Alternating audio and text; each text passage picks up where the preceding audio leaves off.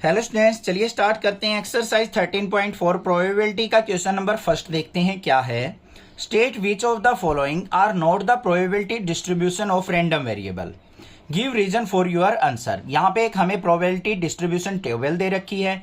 हमने बताना है कि जो प्रोबेबिलिटी डिस्ट्रीब्यूशन है रैंडम वेरिएबल की, कौन सी पॉसिबल है और कौन सी नहीं है। साथ में आपको रीजन भी मेंशन करना है।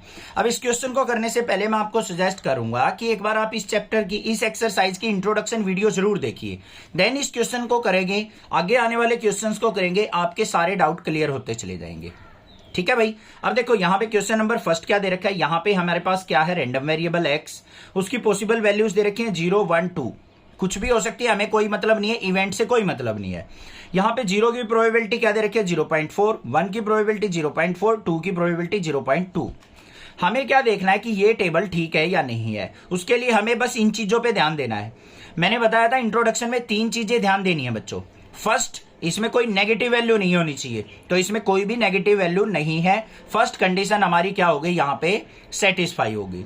सेकंड कंडीशन क्या है हमारी, कि यहाँ पे जो हमारी वैल्यूज होंगी, अगर 1 से ज्यादा वैल्यू है तो ये हमारी 0 और 1 के बीच में लाई करनी चाहिए। ये भी 0, 1 के बीच में, ये भी। तीसरी चीज क्या होगी हमारी, sum of P of X, P X I ले लेंगे। एक्स आई का मतलब क्या है, तीनों वैल्यू, जितनी भी पॉसिबल वैल्यूज हो, इनका सम देख लो बच्चों। यहाँ पे ये क्या है 0.4 प्लस में 0.4 प्लस में 0.2, कितना आएगा, ये सम आएगा मेरे पास 1। तो यहाँ पे रीजन लिख देंगे हम, sum of probability is 1, so it's possible. It's क्या लिख देंगे यहाँ पे, इट्स पॉसिबल, या फिर ये लिख सकते हैं it is a probability distribution of random variable. So it is probability पूरा लिख लेना, डिस्ट्रीब्यूशन ऑफ रैंडम वेरिएबल। यही तो पूछा है उसने, तो इसी बात को हमने पूरा कंप्लीट लिख दिया। सेकंड वाले पार्ट पे आ जाओ। सेकंड वाले पार्ट के अंदर क्या है हमारे पास, ये रहा सेकंड वाला पार्ट। x 0, 1, 2, 3, 4, बहुत सारे इवेंट दे रखे हैं। इसकी प्रोबेबिलिटी आ जाओ क्या दे रखी है, 0.1, 0.5, 0.2, 0.1, 0.3। सारी भाई 1 और 0 के बीच में तो हैं, बट यहाँ पे एक नेगेटिव वैल्यू दे रखी है। तो यहाँ पे क्या लिखेंगे हम, ध्यान से देखो, हमें सम निकालने की जरूरत नहीं है, कोई जरूरत ही नहीं है यहाँ पे सम निकालने की जरूरत, क्योंकि यहाँ पे हमें क्या दे रखी है, probability of x equal to 3, उसकी वैल्यू क्या है हमारे पास, negative. So it's not probability distribution of random variable. Negative probability कभी पॉसिबल हो ही नहीं सकती, तो हमारी यहाँ पे क्या है, ये प्रोबेबिलिटी डिस्ट्रीब्यूशन टेबल पॉसिबल नहीं है। थर्ड वाले पार्ट पे आ जाओ बच्चों। थर्ड वाले में क्या दे रखा है हमें, y हमें दे रखा है -1, 0, 1। ये तो हमारी रैंडम वेरिएबल की वैल्यू है, ये नेगेटिव पॉजिटिव कुछ भी हो सकती है, हमें इससे कोई मतलब नहीं है। हमें प्रोबेबिलिटी देखनी है। प्रोबेबिलिटी हमारे पास क्या है, कोई भी वैल्यू हमारी नेगेटिव नहीं है, सारी वैल्यू 0 और 1 के बीच में है। इसका सम देख लो, sigma probability of Y I equal to 0.6 plus में 0.1 प्लस में 0.2, ये किसके इक्वल आ गया हमारा 0.9। आना कितना चाहिए, टोटल प्रोबेबिलिटी का सम 1 होना चाहिए, तो ये 1 नहीं है, तो not equal to 1। So it's not probability distribution of random variable, ये लिख देंगे। क्लियर हो गया ना। फोर्थ पार्ट पे आ जाओ। बेसिक चीजें हैं ये, 1 नंबर में क्वेश्चन आ जाता है ऐसे। यहां पे दे रखा है हमें, यहां पे z रैंडम वेरिएबल दे रखा है 3, 2, 1, 0, -1। ऊपर की वैल्यू नहीं देखनी, हमें ये देखनी है। यहां पे हमें क्या देखना है, इनका सम देखना है टोटल। तो sigma probability of Z I equal to 0.3 plus में 0.2 प्लस में 0.4 प्लस में 0.1 प्लस में 0.05। इन सभी का अगर मैं सम करता हूं तो 1.05 आ जाएगा मेरे पास। आ रहा है या नहीं आ रहा है 1.05। तो ये क्या हो गया हमारा, ग्रेटर देन 1 हो गया, मतलब 1.05 नॉट इक्वल टू 1 है। ठीक है, यहां पे लिख भी देना 0.9 लेस देन 1 है, होना क्या चाहिए, इक्वल होना चाहिए। तो यहां पे भी क्या लिख देंगे हम, सो it's not probability distribution of random variable. Earn contain 5 red 2 black ball एक अर्न है, एक थैला है, या फिर एक बॉक्स है, कुछ भी मान लो। उसके अंदर 5 रेड बॉल है, 2 ब्लैक बॉल हैं। 2 बॉल्स आर रैंडमली ड्रॉन, उनमें से 2 बॉल्स को बाहर निकाला जाता है। Let X represent the number of black ball. X जो रैंडम वेरिएबल है वो किसको रिप्रेजेंट कर रहा है बच्चों? ब्लैक बॉल को रिप्रेजेंट कर रहा है। What are the possible value of x? तो उस रैंडम वेरिएबल की पॉसिबल वैल्यू क्या हो सकती हैं? Is X a random variable? क्या एक्स जो आपने माना है वो एक रैंडम वेरिएबल है? अब इस क्वेश्चन से आपको रैंडम वेरिएबल का कंसेप्ट बिल्कुल क्लियर हो जाएगा। फिर भी एक बार इंट्रोडक्शन वीडियो जरूर देखिए, देन इस क्वेश्चन को करेंगे और अच्छे से क्लियर होगा। देखो भाई, यहां पे क्या गया है, हमारे पास एक अर्न है, ये मान लिया हमारे पास एक बैग है एक तरीके से, इसके अंदर 5 रेड बॉल है, ये डाल दी हमने 5 रेड बॉल। इसके अंदर क्या गया है, 2 ब्लैक बॉल हैं, ये 1 ब्लैक बॉल हो गई और ये सेकंड ब्लैक बॉल। इस पे नाम लिख देते, ये ब्लैक हो गई, ये ब्लैक हो गई, बाकी हमारी क्या हो गई, रेड बॉल हो गई, ये हो गई। ठीक है भाई, 7 बॉल हो गई हमारे पास। 5 + 2, 5 रेड है, 2 ब्लैक बॉल हैं। अब यहां पे एक्स को क्या माना है उसने, रैंडम वेरिएबल। अब रैंडम वेरिएबल क्या होता है, हमारा डोमेन लाई करती है सैंपल स्पेस के अंदर। अब सैंपल स्पेस क्या होंगे, यहां पे 7 बॉल सैंपल स्पेस ही होंगी हमारी। अब इसमें से किसी एक बॉल को बाहर निकालना है। पहले हमने बॉल निकाली, मान लो ये वाली निकल गई रेड कलर की, 2 बॉल्स ड्रॉ करनी है ना, दूसरी बॉल निकाली फिर भी रेड कलर की निकल गई, तो हमारी ब्लैक कितनी निकली, 0। तो एक्स की पॉसिबल वैल्यू क्या हो जाएगी यहां पे, 0। कब होगी, no black ball selected, no black ball, बस ये लिख दो। जब एक भी ब्लैक बॉल बाहर नहीं निकलेगी तो हमारे रैंडम वेरिएबल की वैल्यू क्या होगी, 0। एक्स इज इक्वल टू क्या होगा, 0। उसके बाद हमारी क्या है, 1 black ball selected, 1 black ball. अगर एक ब्लैक बॉल निकले बाहर तो हमारा एक्स इज इक्वल टू क्या लिया जाएगा, 1। एक्स इज इक्वल टू 2, मतलब दोनों की दोनों ब्लैक बॉल भी निकल सकती हैं भाई। मान लो यहां से हमने बॉल निकाली, पहली ब्लैक निकल गई, दूसरे केस में भी ब्लैक निकल गई, पॉसिबिलिटी तो है, निकल सकती हैं। तो यहां पे एक्स इक्वल टू 2 होगी, मतलब 2 ब्लैक बॉल की हो गई। अब ये तीनों की तीनों वैल्यूज देखो हमारी सैंपल स्पेस के अंदर लाई करती हैं या नहीं। पहली क्या है, 0 ब्लैक बॉल, मतलब हम बॉल निकालें दोनों रेड निकलाएं, तो भाई बिल्कुल पॉसिबल है ये। x इक्वल टू 1, एक ब्लैक निकला एक रेड निकला, ये भी पॉसिबल हो सकता है। x इक्वल टू 2, मतलब दोनों ब्लैक बॉल भी निकल सकती हैं, क्योंकि 2 ब्लैक बॉल हमारे पास वहां पे प्रेजेंट है। तो ये भी क्या हो गई, हमारी सैंपल स्पेस के अंदर वैल्यू हो गई। ठीक है, तो डोमेन लाई कर रही है हमारी। तो यहां पे क्या लिखेंगे हम, x is a random variable, random variable and values are, values of X क्या क्या हो जाएंगी, 0, 1, 2। ये हमारी रैंडम वेरिएबल की पॉसिबल वैल्यूज हो जाएंगी। 0 black ball, 1 black ball, 2 black ball. Let X represent the difference between the number of head and the number of tail obtained when a coin is toss 6 times. भाई ध्यान से सुनो, उसने क्या कहा है, एक कॉइन को 6 टाइम टॉस किया गया है। कितने टाइम किया है, 6 टाइम। जब 2 से ज्यादा टॉसेज हो जाएं या 2 से ज्यादा टाइम्स हम क्या करें, डाई को रोल करते हैं, तो वो टाइप के क्वेश्चन ना उनके सैंपल स्पेस बहुत ज्यादा हो जाते हैं, उनको हम रैंडम वेरिएबल से ही सोल्व आउट करते हैं। तो यहां पे कहा है what are the possible value of X. देखा, पूछ लिया ना, 6 टाइम बोल दिया उसने, तो उसने पूछ लिया कि उस रैंडम वेरिएबल की पॉसिबल वैल्यूज क्या क्या होंगी। क्वेश्चन बिल्कुल आसान है। हमें क्या करना है, ये हमारे पास एक कॉइन है, इसके ऊपर क्या है, इसके दोनों फेस बना दिए, एक पे हेड लिखा हुआ है, एक पे टेल लिखा हुआ है। अब इस कॉइन को टॉस करते हो आप बच्चों, कितने टाइम्स, 6 टाइम्स। तो हमारे पास क्या क्या पॉसिबिलिटीज हैं, ये हेड ये टेल। अब 6 टाइम कॉइन को टॉस किया, luck by chance 6 bar head भी आ सकता है और 0 बार टेल आएगा। अगर 6 के 6 टाइम हेड आ गया तो टेल कितनी बार आया, 0 बार।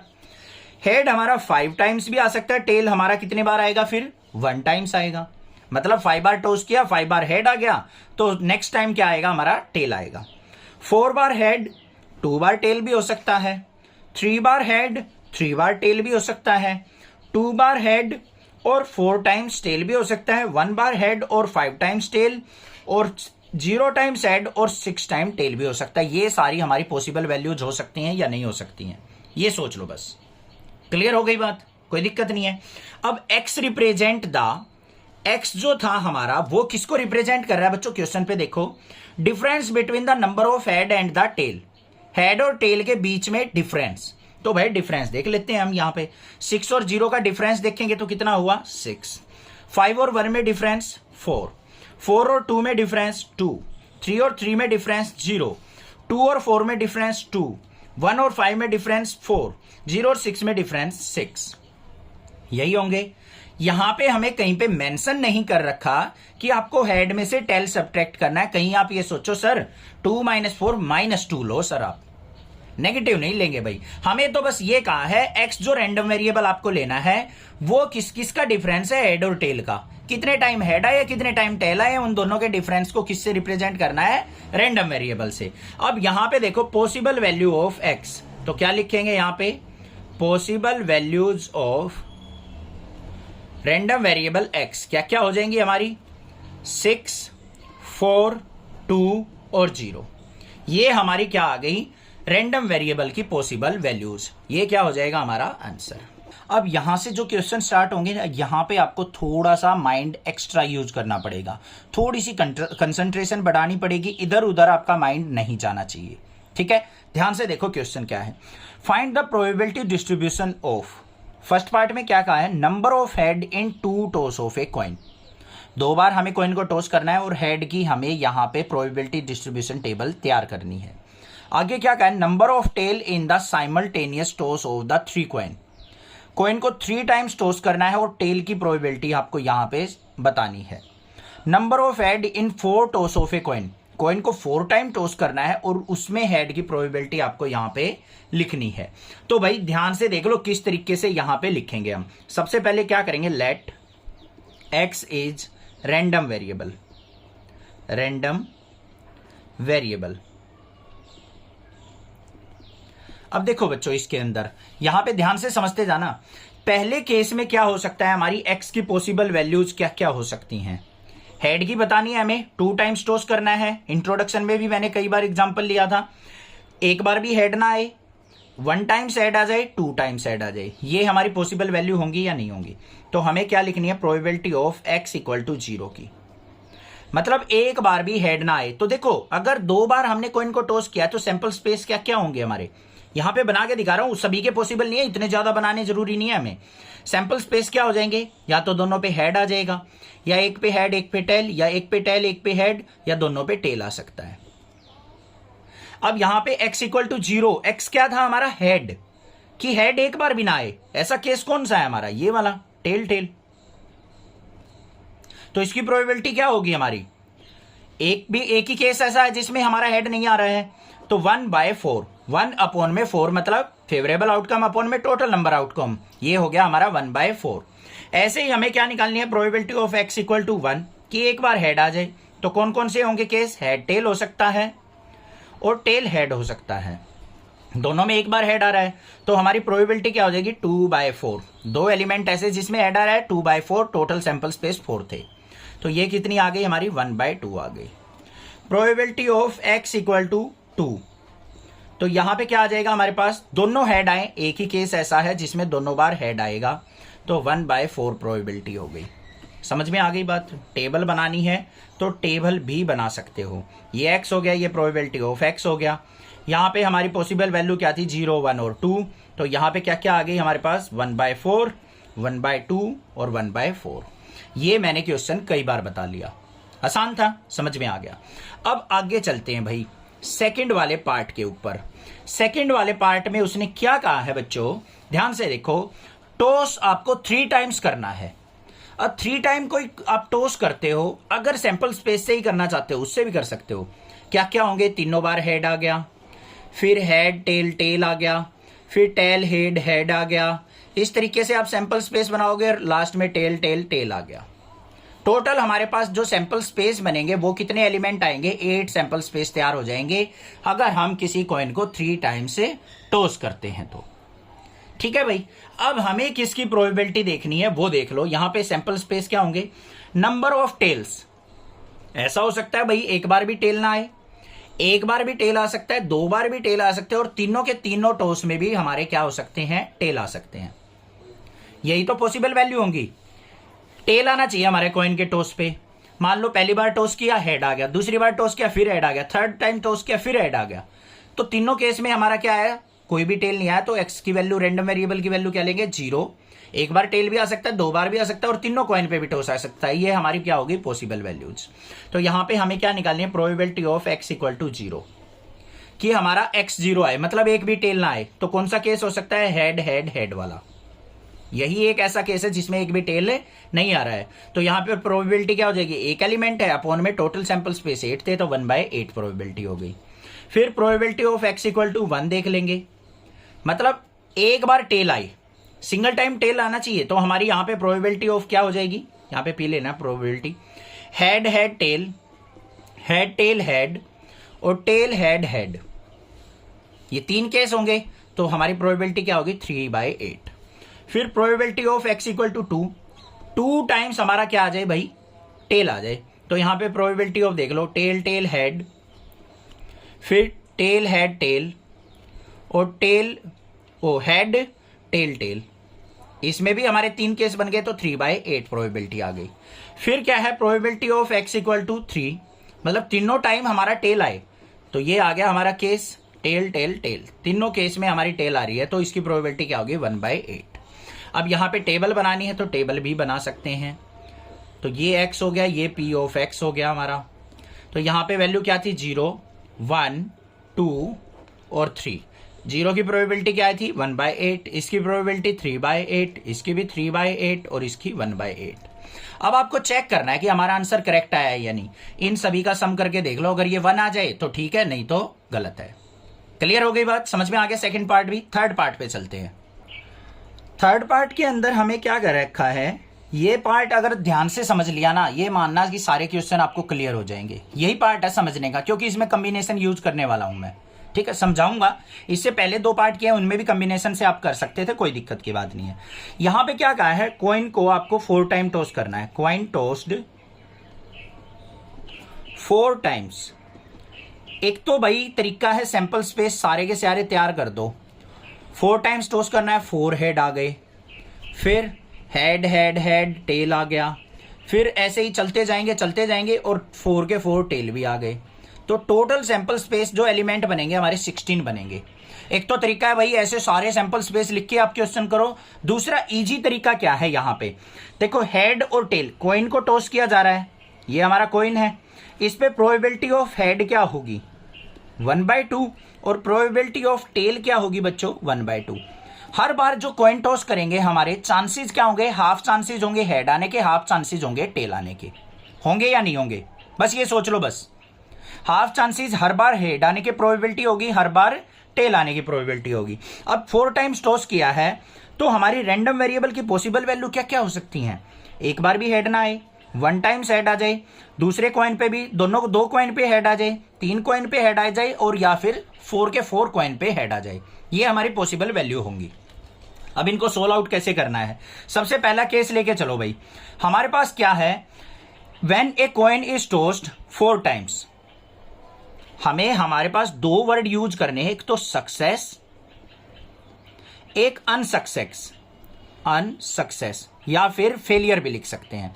सक्सेस कब होगी हमारी, हेड आएगा, अनसक्सेस कब आएगी, जब टेल आएगा। हमें हेड की प्रोबेबिलिटी देखनी है, रैंडम वेरिएबल किसको डिनोट कर रहा है, हेड को। तो हेड आएगा तो सक्सेस होगी, टेल आएगा तो अनसक्सेस या फिर फेलियर होगी। तो यहां पे सबसे पहला केस क्या है हमारा, x equal to probability of x equal to 0 पे। इसका मतलब क्या है कि 4 टाइम्स हमने टॉस किया और 4 के 4 टाइम हमारे पास क्या मिली, हमें अनसक्सेस मिली, कोई भी हेड नहीं मिला। तो 4 टाइम्स हमें किसकी प्रोबेबिलिटी यूज करनी है, टेल की प्रोबेबिलिटी। और यहां पे हम कॉम्बिनेशन यूज करेंगे, कौन सा, 4 टाइम्स हमने टॉस किया और हमें एक बार भी सक्सेस नहीं मिली, एक बार भी हमारा हेड नहीं आया, 4 में से 0 बार हेड आया, इनटू में probability of tail, into probability of tail, into probability of tail, into probability of tail. ये 4 टाइम्स क्यों किया, क्योंकि चारों के चारों टाइम हमें फेलियर मिल रही है, मतलब एक बार भी सक्सेस नहीं मिली, तो चारों टाइम हमें टेल की प्रोबेबिलिटी देखनी पड़ेगी। तो कितनी आ गई, 4C0 को सिंप्लीफाई करेंगे 1 आ गया, इनटू प्रोबेबिलिटी ऑफ टेल 1/2, ये भी 1/2, ये भी 1/2 और ये भी 1/2। तो कितना आ गया यहाँ पे 1/2, 2 जा 4 2 जा 8 2 जा 16, 1/16 प्रोबेबिलिटी आ गई। अब भी कुछ नहीं समझ में आया है, दोबारा समझ में आ जाएगा। अगले केस में देख लो भाई, probability of x equal to 1। x equal to 1 का मतलब क्या है, एक बार हमें हेड मिल गया, 3 बार टेल मिला, 4 टाइम टोटल टॉस हुआ है। एक बार हेड मिला, 3 बार टेल मिला, तो एक बार सक्सेस मिली और 3 बार अनसक्सेस मिली। तो यहां पे क्या होगा, 4C1। 4C1 का मतलब क्या है, यहां पे 4 बार टॉस हुआ है और हमें एक बार सक्सेस मिली है, तो उसकी प्रोबेबिलिटी क्या होगी इनटू में। यहां पे एक बार हेड मिला है तो प्रोबेबिलिटी ऑफ हेड, बाकी 3 बार अनसक्सेस मिली है, probability of tail, probability of tail, probability of tail. बात क्लियर हुई या नहीं हुई? ठीक है भाई, कोई प्रॉब्लम नहीं है, इसको सिंप्लीफाई कर लो। 4C1, 4C1 का मतलब क्या होगा, फैक्टोरियल 4 अपॉन में फैक्टोरियल 1 इंटू फैक्टोरियल 4 माइनस 1 मतलब 3। प्रोबेबिलिटी ऑफ हेड 1/2, ये भी 1/2, ये भी 1/2, ये भी 1/2। सिंप्लीफाई कर लो इसको, ये हो जाएगा हमारा 4 मल्टीप्लाई 1/2 इंटू 1/2 इंटू 1/2 इंटू 1/2। तो यहां पे इसको सिंप्लीफाई करेंगे, 2 2 जा 4 से 4 कट गया तो 1/4 प्रोबेबिलिटी आ गई। अब आ जाओ probability of x equal to 2 की, मतलब 2 बार हेड आए 2 बार टेल आए, तो क्या हो जाएगा हमारा 4C2। कॉम्बिनेशन ले रहे हैं हम यहां पे। कॉम्बिनेशन का मतलब क्या है, 2 बार हेड 2 बार टेल आने के बहुत सारे केस होंगे हमारे, हेड हेड टेल टेल भी हो सकता है, फिर ऐसे भी हो सकता है हेड टेल भी हो सकता है, इसकी अलग निकालेंगे, इसकी अलग निकालेंगे, बहुत सारे कॉम्बिनेशन बनेंगे, इसलिए हमने 4C2 कॉम्बिनेशन का फॉर्मूला यूज किया है। 4C2 हो गया इनटू में probability of head, probability of head 2 बार सक्सेस मिली 2 बार failure, probability of tail, probability of tail, ऐसे करेंगे। इसको सिंप्लीफाई कर लो, 4C2 को सिंप्लीफाई करेंगे तो क्या मतलब हो गया, फैक्टोरियल 4 अपॉन में 4, ये फैक्टोरियल 2 इंटू 4 माइनस 2 फैक्टोरियल 2, यही तो होता है हमारा NCR, फैक्टोरियल n अपॉन में फैक्टोरियल r और फैक्टोरियल n माइनस r, ये फॉर्मूला यूज कर रहे हैं। इनटू में प्रोबेबिलिटी ऑफ हेड क्या है 1/2, probability of head 1/2, probability of tail 1/2 into 1/2। Simplify करो फैक्टोरियल 4 अपॉन फैक्टोरियल 2 को, क्या हो गया 4 मल्टीप्लाई 3 मल्टीप्लाई 2 मल्टीप्लाई 1, नीचे क्या आ जाएगा 2 मल्टीप्लाई 1 मल्टीप्लाई में 2 मल्टीप्लाई 1, ये कट गया, 2 2 जा 4, 3 2 जा 6 मल्टीप्लाई 1/2 इंटू 1/2 इंटू 1/2 इंटू 1/2, 2 3 जा 6, तो क्या आ गया 3/8 प्रोबेबिलिटी आ गई। ऐसे ही हमें probability of x equal to 3 की निकालनी है। x इक्वल टू 3 का मतलब क्या है, 3 टाइम्स हेड आए और 1 टाइम हमारा क्या आए, टेल आए। इसको नेक्स्ट पेज पे देखते हैं। तो यहां पे हमारे पास क्या आ गया, x इक्वल टू 3 आने की प्रोबेबिलिटी, तो मतलब 4C3 लेंगे हम, मतलब 4 टाइम टॉस हुआ है, उसमें से एक बार हमारे पास क्या है, टेल आया है, 3 टाइम्स हेड आ गया, तो इसकी प्रोबेबिलिटी क्या हो जाएगी, इनटू 3 टाइम सक्सेस मिली है, probability of head, probability of head, probability of head और प्रोबेबिलिटी ऑफ एक बार फेलियर की टेल। 4C3 को सिंप्लीफाई करो, फैक्टोरियल 4 अपॉन में factorial 3 into factorial 4 minus 3, probability of head 1/2 into 1/2 into 1/2 into 1/2, tail की भी वही है हेड की भी वही है। सिंप्लीफाई कर लो, फैक्टोरियल 4 को 4 मल्टीप्लाई फैक्टोरियल 3 अपन में factorial 3 into factorial 1 cancel out हो गया, इंटू 1/16, 4 1 जा 4, 4 4 जा 16, तो क्या प्रोबेबिलिटी आ गई 1/4 आ गई। बात क्लियर हो गई। अब लास्ट केस बच गया हमारा probability of x equal to 4 का, मतलब 4 टाइम्स ही हमें सक्सेस मिली है, 4C4 लेके चलेंगे। तो यहां पे क्या आ जाएगी, probability of head, probability of head, probability of head और प्रोबेबिलिटी ऑफ हेड। तो यहां पे 4C4 का मतलब 1 इंटू 1/2 इंटू में 1/2 इंटू 1/2 इंटू 1/2, तो इसको सिंप्लीफाई करेंगे तो क्या आ गया 1/16। इसकी टेबल बना दो, जल्दी से देख लेंगे। यहां पे x की पॉसिबल वैल्यू 0 1 2 3 और 4, और यहां पे प्रोबेबिलिटी ऑफ x क्या हो जाएगी, पेन भी फिनिश हो गया, क्वेश्चन भी फिनिश हो गया। ये क्या आई थी हमारी प्रोबेबिलिटी ऑफ x 1/16 आई थी, ये भी 1/16, चेंज कर लिया पेन। यहां पे 1 की 1/4, 2 की 3/8 आई थी, इसकी 1/4, ये आंसर हो गया। Find the probability distribution of the number of success in 2 toss of a die where a success is defined as. यहां पे देखो उसने क्या कहा है कि एक डाई को 2 टाइम्स आपको टॉस करना है और यहां पे सक्सेस और अनसक्सेस को डिफाइंड किया हुआ है। सक्सेस क्या है, नंबर ग्रेटर देन 4, और सेकंड वाले केस में क्या लेना है हमें, 6 appear on at least 1 die. तो यहाँ पे दो केस हमें दिए हैं, दोनों के अंदर हमें सक्सेस और अनसक्सेस को अपना फाइंड आउट करके प्रोबेबिलिटी डिस्ट्रीब्यूशन फाइंड आउट करना है। तो देखो कैसे करेंगे, बिल्कुल आसान क्वेश्चन है, ध्यान से करना है, अच्छे से कंसेप्ट समझाऊंगा, बिल्कुल अच्छे से देखो। यहां पे सबसे पहले देखो हमें क्या कहा है, नंबर ग्रेटर देन 4। अब कोई भी आप डाई को टॉस करते हो तो उस डाई के ऊपर नंबर ग्रेटर देन 4 कौन कौन से होंगे, 5 और 6, दो ही नंबर होंगे। और नंबर लेस देन 4 क्या होंगे, 1 2 3, और 4 भी हमारा लेस देन में काउंट होगा क्योंकि इक्वल टू उसने नहीं बोला है, यहाँ पे ओनली ग्रेटर देन नंबर 4 जो है हमारे सक्सेस के अंदर काउंट करने हैं। तो यहां पे देखो हमारे पास क्या होगा, success means number greater than 4, number greater than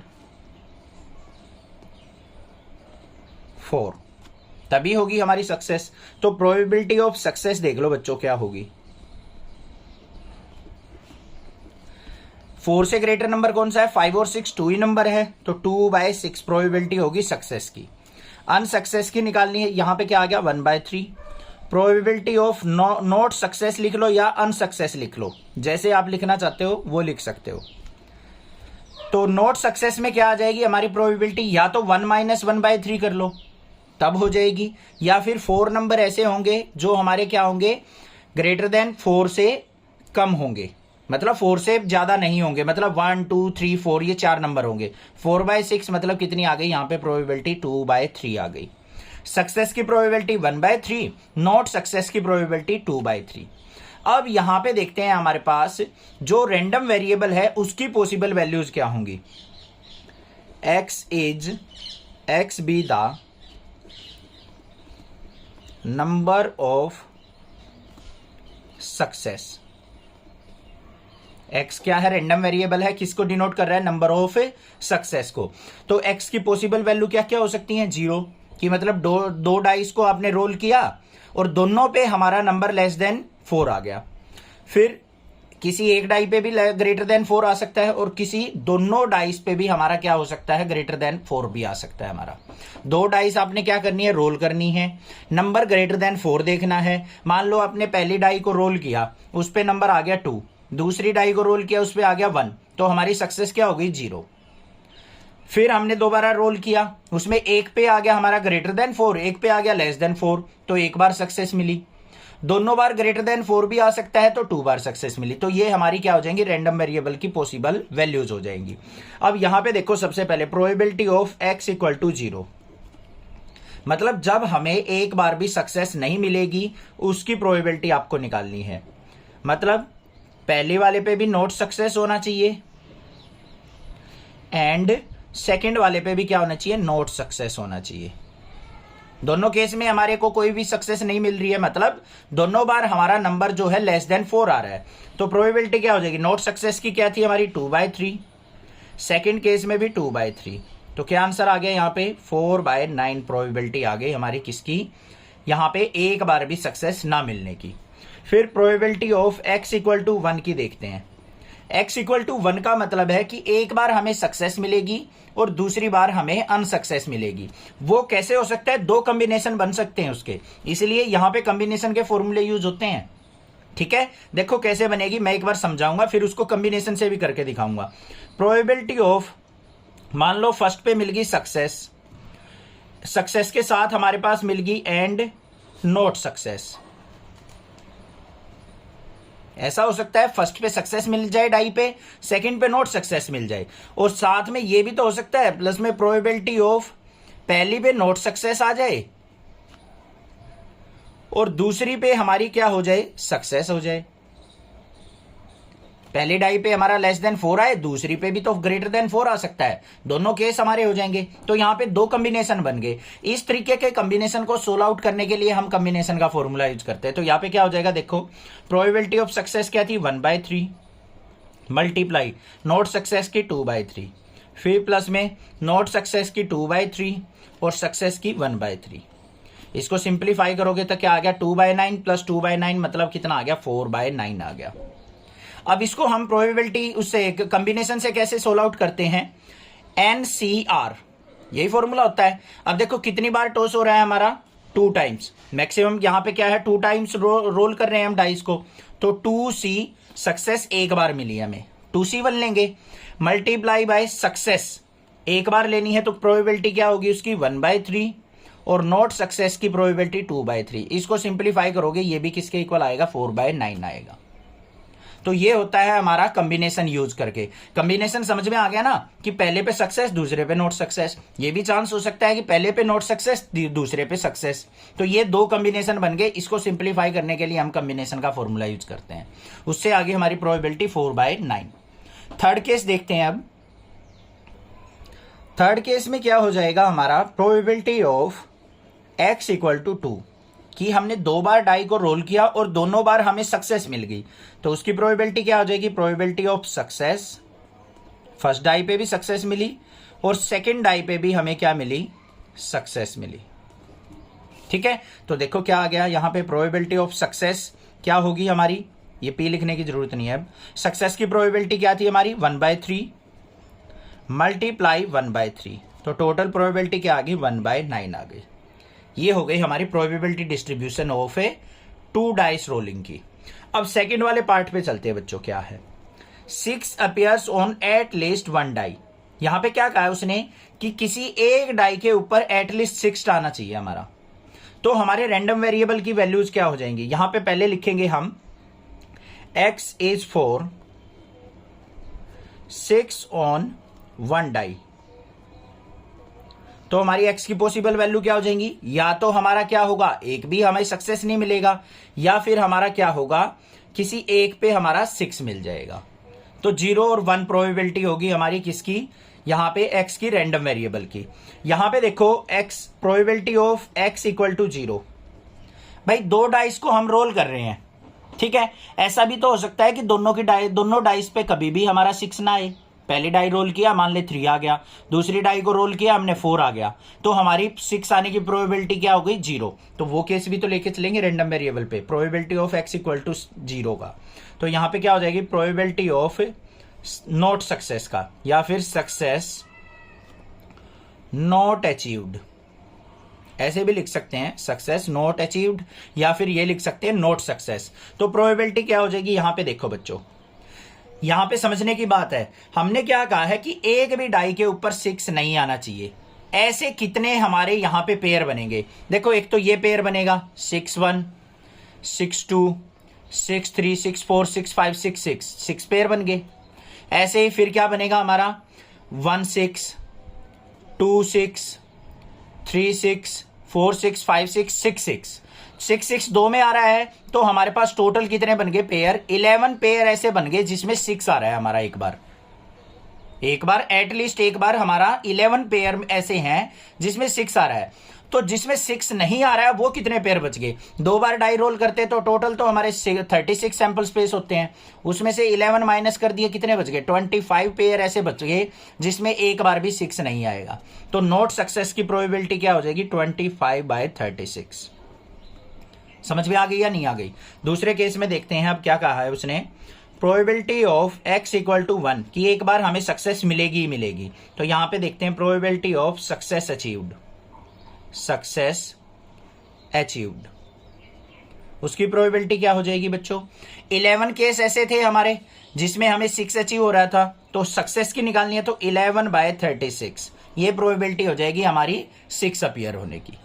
from a lot of 30 bulb, एक लॉट है हमारे पास, एक बॉक्स मान लो, उसके अंदर 30 बल्ब हैं, which include 6 defective, a sample of 4 bulb is drawn at random.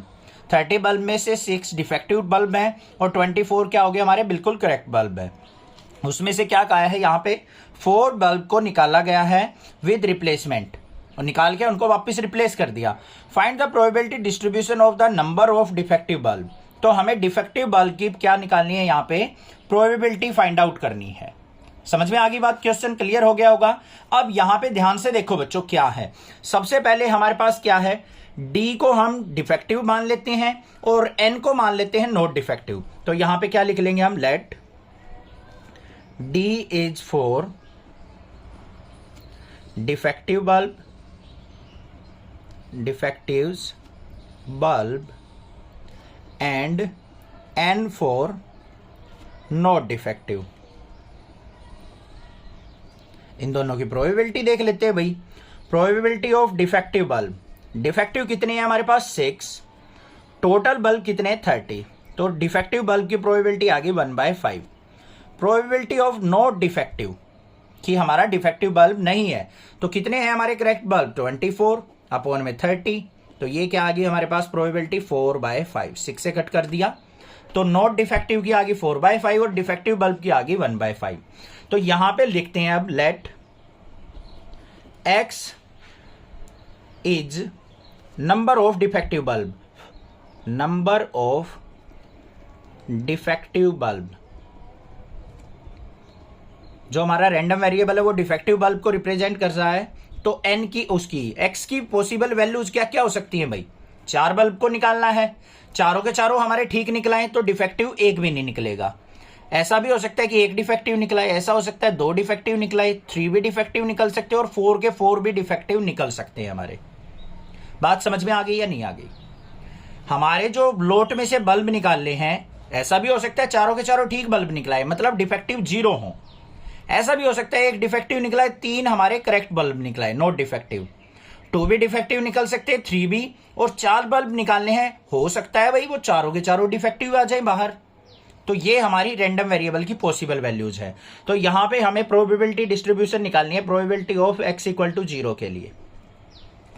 x = 0 का मतलब क्या है, हमारे पास जो भी बल्ब आएंगे वो सारे के सारे नॉट डिफेक्टिव आएंगे, मतलब सारे ठीक बल्ब निकलाएं, तो प्रोबेबिलिटी ऑफ यहां पे क्या हो जाएगी नॉट डिफेक्टिव।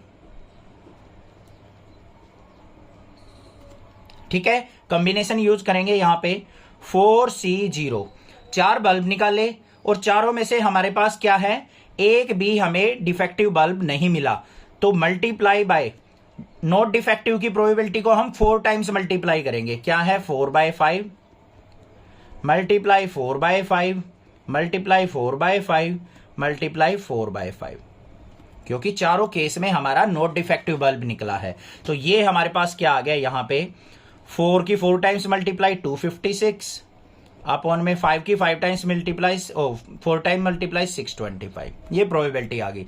4C0 को सिंप्लीफाई करोगे 1 आएगा। आगे आ जाओ, प्रोबेबिलिटी ऑफ x = 1, मतलब x = 1 का मतलब क्या है बच्चों, कि हमारा एक बल्ब डिफेक्टिव निकल रहा है और बाकी के सारे हमारे क्या आ रहे हैं नॉट डिफेक्टिव। ठीक है, अब इसके अंदर हम कॉम्बिनेशन क्यों यूज करते हैं वो ध्यान से सुनो भाई। आपको क्या कहा, आपने क्या देखा यहां पे, एक तो हमारा डिफेक्टिव निकलेगा मतलब D निकलेगा और बाकी के 3 नॉट डिफेक्टिव निकलेंगे, तो नॉट डिफेक्टिव को हमने ये बना दिया, ये कॉम्बिनेशन बना दिया भाई।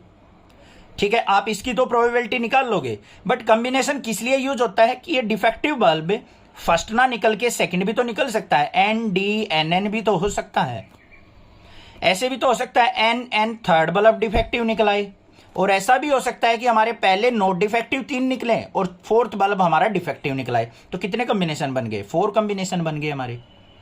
तो इन कॉम्बिनेशंस को सोल्व आउट करने के लिए हम क्या करते हैं, कॉम्बिनेशन का फॉर्मूला यूज करते हैं। तो क्या हो जाएगा यहाँ पे 4 बल्ब निकाले C1, एक डिफेक्टिव निकला जो भी है, मल्टीप्लाई बाय, अब क्या करना है यहाँ पे, एक तो हमें डिफेक्टिव की लेनी है और बाकी नॉट डिफेक्टिव की लेनी है। एक डिफेक्टिव निकला है तो डिफेक्टिव की प्रोबेबिलिटी 1/5 और 3 हमारे नॉन डिफेक्टिव लिख लेंगे 4/5 4/5 और 4/5। सिंप्लीफाई करो, 4C1 को सिंप्लीफाई करेंगे 4 आएगा, पता होगा ना NCR का फॉर्मूला, फैक्टोरियल n अपॉन में factorial r into factorial n minus r, class 11th में सिखाया था, वो यूज कर रहे हैं हम। 4C1 को सिंप्लीफाई किया 4 आ गया, मल्टीप्लाई 4 4 जा 16 4 जा, और ये हमारा क्या हो जाएगा 4 4 जा 16 और 16 4 जा 64 अपॉन में, यहाँ पे 5 की 5 से मल्टीप्लाई ये करेंगे तो कितना आ जाएगा 625, और इसकी प्रोबेबिलिटी क्या आ गई 256/625।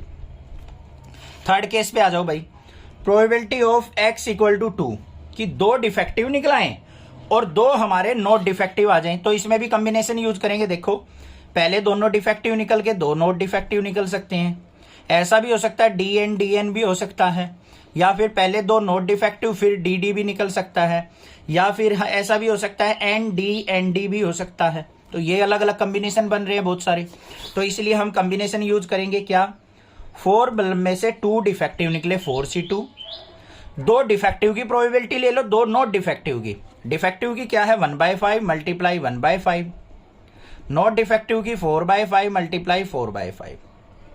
4C2 को सिंप्लीफाई करो, 4C2 को सिंप्लीफाई करेंगे फैक्टोरियल 4 अपॉन में फैक्टोरियल 2 इंटू फैक्टोरियल 2, 6 आ गया भाई। तो ये आ गया 6 मल्टीप्लाई 4 4 जा 24 और 16 अपॉन में 5 की मल्टीप्लाई 625, 16 6 जा क्या हो गया 96/625। ये प्रोबेबिलिटी आ गई हमारी।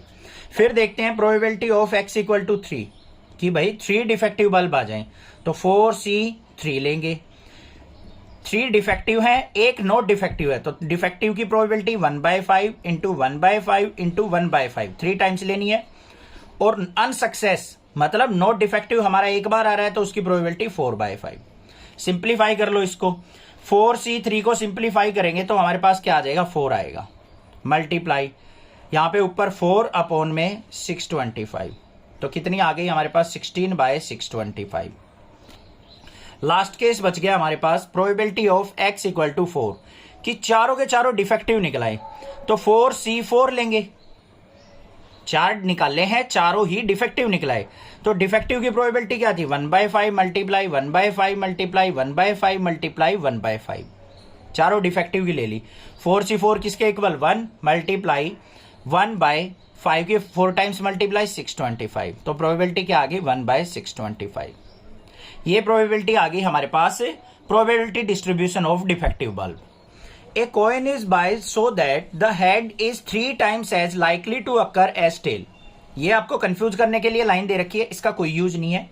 यहाँ पे क्या कहा है, एक कॉइन को टॉस किया जाता है और हेड आने की प्रोबेबिलिटी क्या है 3 टाइम्स ज्यादा है एज कंपेयर टू टेल के। मतलब अगर आप टॉस कर रहे हो ना तो 3 बार हेड आने के बाद 1 बार टेल आ रहा है, ये ऐसा कुछ बता रखा है उसने, इसका कोई यूज नहीं है। If the coin is toss twice, अगर कॉइन 2 बार टॉस किया जाए, find the probability distribution of the number of tail, तो टेल आने की प्रोबेबिलिटी आपको यहां पे क्या करनी है फाइंड आउट करनी है। समझ में आ गई बात। तो यहां पे देखो बच्चों, सबसे पहले प्रोबेबिलिटी ऑफ हेड निकाल लेंगे हम। हेड आने की प्रोबेबिलिटी क्या है 3 times as likely to occur as tail, मतलब 3 बार हेड आएगा 1 बार टेल आएगा, ये चीज कह रखी है उसने। तो 3/4 प्रोबेबिलिटी हो गई हमारी किसकी, हेड की। प्रोबेबिलिटी ऑफ टेल क्या हो जाएगी हमारी, 1 बार टेल आएगा तो 1/4 प्रोबेबिलिटी होगी हमारी किसकी, टेल की। टोटल पेयर देखो कितने बन गए, 3 हेड और 1 टेल, 4 हो गए। उसमें से 3 टाइम्स हेड आ रहा है तो 3/4 और टेल की 1/4 है। बस ये यूज है, बाकी और कुछ यूज नहीं है। इतना तो बहुत ज्यादा यूज हो गया सर, ठीक है कोई दिक्कत नहीं है। आगे आ जाओ भाई। If the coin is toss twice, अगर कॉइन को 2 बार टॉस किया जाए तो हम यहां पे देखते हैं टेल आने की प्रोबेबिलिटी डिस्ट्रीब्यूशन बतानी है हमें, तो यहां पे क्या लिखेंगे, let x is number of tail, number of tails. तो यहां पे x की रैंडम वेरिएबल की पॉसिबल वैल्यू क्या हो सकती है भाई, 1 बार भी टेल ना आए, 1 बार टेल आ जाए और दोनों टॉस में भी टेल आ सकता है, ऐसा भी तो हो सकता है, ठीक है भाई। तो ये 3 वैल्यू हो गई हमारे पास। तो हमें इनकी प्रोबेबिलिटी डिस्ट्रीब्यूशन निकालनी है, तो probability of x equal to 0। Probability of x equal to 0 का मतलब क्या है, हमारा 1 बार भी टेल नहीं आएगा। तो यहां पे टोटल सैंपल स्पेस देखो क्या बनेंगे हमारे, 2 बार कॉइन टॉस करने के, दोनों पे हेड आ जाए, एक पे हेड एक पे टेल, एक पे टेल 1 बार हेड और दोनों पे टेल भी आ सकता है। ये हमारे सैंपल स्पेस बन रहे हैं। अब उसने क्या कहा, probability of x equal to 0 मतलब 1 बार भी टेल नहीं आ रहा है, तो हमें प्रोबेबिलिटी किसकी निकालनी है, HH की निकालनी है कि दोनों पे हमारा क्या आ रहा है, हेड आ रहा है। हेड की प्रोबेबिलिटी क्या थी 3/4 मल्टीप्लाई 3/4, तो कितना आ गया 9/16 आ गई। फिर आ जाओ सेकंड केस पे, probability of x equal to 1, 1 बार टेल आ रहा है 1 बार हेड आ रहा है, तो क्या हो जाएगी यहाँ पे probability of head tail into tail head, ये 2 कॉम्बिनेशन बन रहे हैं हमारे। तो क्या प्रोबेबिलिटी हो गई यहाँ पे, 1 बार हेड आया तो 3/4, टेल आने की 1/4, फिर प्लस में पहली बार टेल आ गया तो 1/4 मल्टीप्लाई 3/4, सिंप्लीफाई करो 3/16 प्लस में 3/16, ये आ गया मेरे पास 3/16 प्लस 3/16 कितना हो गया 6/16, 2 से कट करेंगे तो 3/8 प्रोबेबिलिटी आ गई हमारी 1 बार टेल आने की।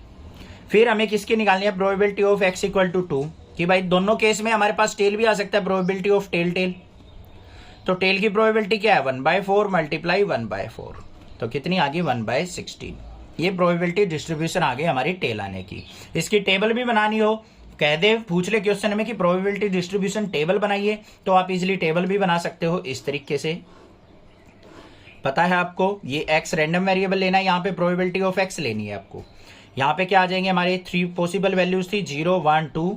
इसमें 0 पे क्या है हमारी 9/16, इसकी आई है 3/8 और इसकी आई है 1/16। आंसर चेक करने के लिए इन तीनों का सम देख लो, 1 आना चाहिए। अगर 1 नहीं आता है तो आपका आंसर गलत है, ठीक है, फिर आपने गड़बड़ की है। तो यहाँ पे ऑलवेज प्रोबेबिलिटी का सम क्या आएगा हमारा 1 के इक्वल आएगा। करके देख लेना बेशक से 1 ही आएगा। 9 और 3 2 जा 6, 9 और 6 15 और 1 16/16 1 आएगा। ए random variable x has the following probability distribution. यहाँ पे क्या कहा है, एक रैंडम वेरिएबल x है जिसकी प्रोबेबिलिटी डिस्ट्रीब्यूशन यहाँ पे टेबल की फॉर्म में दे रखी है। उसकी हेल्प से हमें डिटरमाइन करना है 1 2 3 4 इन 4 पार्ट्स को। चिंता मत करो, बिल्कुल आसान क्वेश्चन है। देखो कैसे करना है, हमें यहाँ पे सबसे पहले k की वैल्यू निकालनी है। आप इस टेबल पे ध्यान दो, k की वैल्यू कहाँ पे है आपकी, इसके अंदर, यहीं पे तो है। ये क्या है प्रोबेबिलिटी। अगर मैं इन सभी प्रोबेबिलिटी का सम देखूं तो वो किसके इक्वल होता है, हमेशा 1 के इक्वल होता है या नहीं। तो हम बस वही चीज को यूज करेंगे। तो यहां पे क्या निकालेंगे, समेशन ऑफ pxi, मतलब सभी वैल्यूज का सम। तो क्या हो जाएगा यहाँ पे 0 plus k plus 2k plus 2k plus 3k plus में k स्क्वायर प्लस में 2k स्क्वायर और प्लस में 7k स्क्वायर और प्लस k। इनका सम देख लो, 2k क्या हो गया 4k, 5k और 3 8k और एक 9k, यही हुआ ना भाई। और 7k स्क्वायर 2k स्क्वायर और k स्क्वायर क्या हो गया 10k स्क्वायर। तो ये किसके इक्वल आ गया 10k स्क्वायर और प्लस में 9k। किसके इक्वल होना चाहिए 1 के इक्वल। तो यहाँ पे इसको क्या करेंगे 1 के इक्वल पुट कर लो। तो क्या आ गया 10k square plus 9k minus 1 equal to 0। ये तो पता होगा ना क्यों लिखा है 1। कहीं ये सोचो सर कहां से आया, क्योंकि मैं जो बोलता हूं वो तो ध्यान से सुनते नहीं हो, बाद में कमेंट करते हो सर 1 कहां से आया, 1 कहां से आया। भाई सभी प्रोबेबिलिटी का सम किसके इक्वल होता है 1 के इक्वल, तभी तो ये प्रोबेबिलिटी डिस्ट्रीब्यूशन टेबल पॉसिबल है, तभी हम क्वेश्चन कर रहे हैं। इन सभी का सम 1 होना चाहिए, तभी ये हमारा ठीक मेथड है, ठीक प्रोबेबिलिटी डिस्ट्रीब्यूशन दे रखा है। तो इसको सिंपलीफाई कर लो। यहाँ पे ऐसे फैक्टर निकाल लेंगे कि हम 10 1 जा 10 मल्टीप्लाई करें तो -10 आए, ऐड सब्ट्रैक्ट करें तो 9 आए। तो क्या फैक्टर बन गए यहाँ पे हमारे पास 10k स्क्वायर प्लस यहाँ पे क्या आ जाएगा मेरे पास, फैक्टर क्या बन रहे हैं ध्यान से देखो, k माइनस 10k और माइनस 1 इज इक्वल टू 0। 10 की 1 से मल्टीप्लाई -10 आएगा, 10 में से भाई गलत हो गया, ये प्लस का 10 के लो माइनस का के लो। अब ऐसे ठीक होगा क्योंकि हमें पॉजिटिव चाहिए। इन दोनों में से कॉमन आ गया k कॉमन, अंदर क्या हो गया 10k माइनस 1, यहाँ से प्लस का 1 कॉमन, यहाँ पे क्या आ गया 10k minus 1 common equal to 0। एक पेयर आ गया हमारे पास 10k माइनस 1, एक आ गया k प्लस 1 इक्वल टू 0। ठीक है, तो यहाँ पे 10k माइनस 1 इक्वल टू 0 करेंगे और k plus 1 is equal to 0 करेंगे। तो यहाँ पे k की वैल्यू क्या आ जाएगी 1/10 और यहाँ से k की वैल्यू क्या आ जाएगी -1। इसको क्या कर देंगे नेग्लेक्ट, क्योंकि नेगेटिव हमारी प्रोबेबिलिटी के अंदर पॉसिबिलिटी नहीं होती, तो इसको हम नेग्लेक्ट कर देंगे। तो k की वैल्यू क्या आ गई 1/10 आ गई।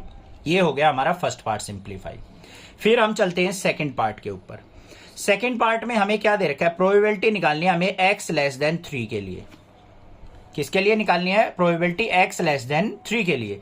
लेस देन 3 में क्या हो जाएगी हमारे पास, probability of x equal to 0 की, प्लस में probability of x equal to 1 की, और प्लस में probability of x equal to 2 की। यही तो हमारी लेस देन 3 है। तो probability of x equal to 0 क्या दे रखी है 0।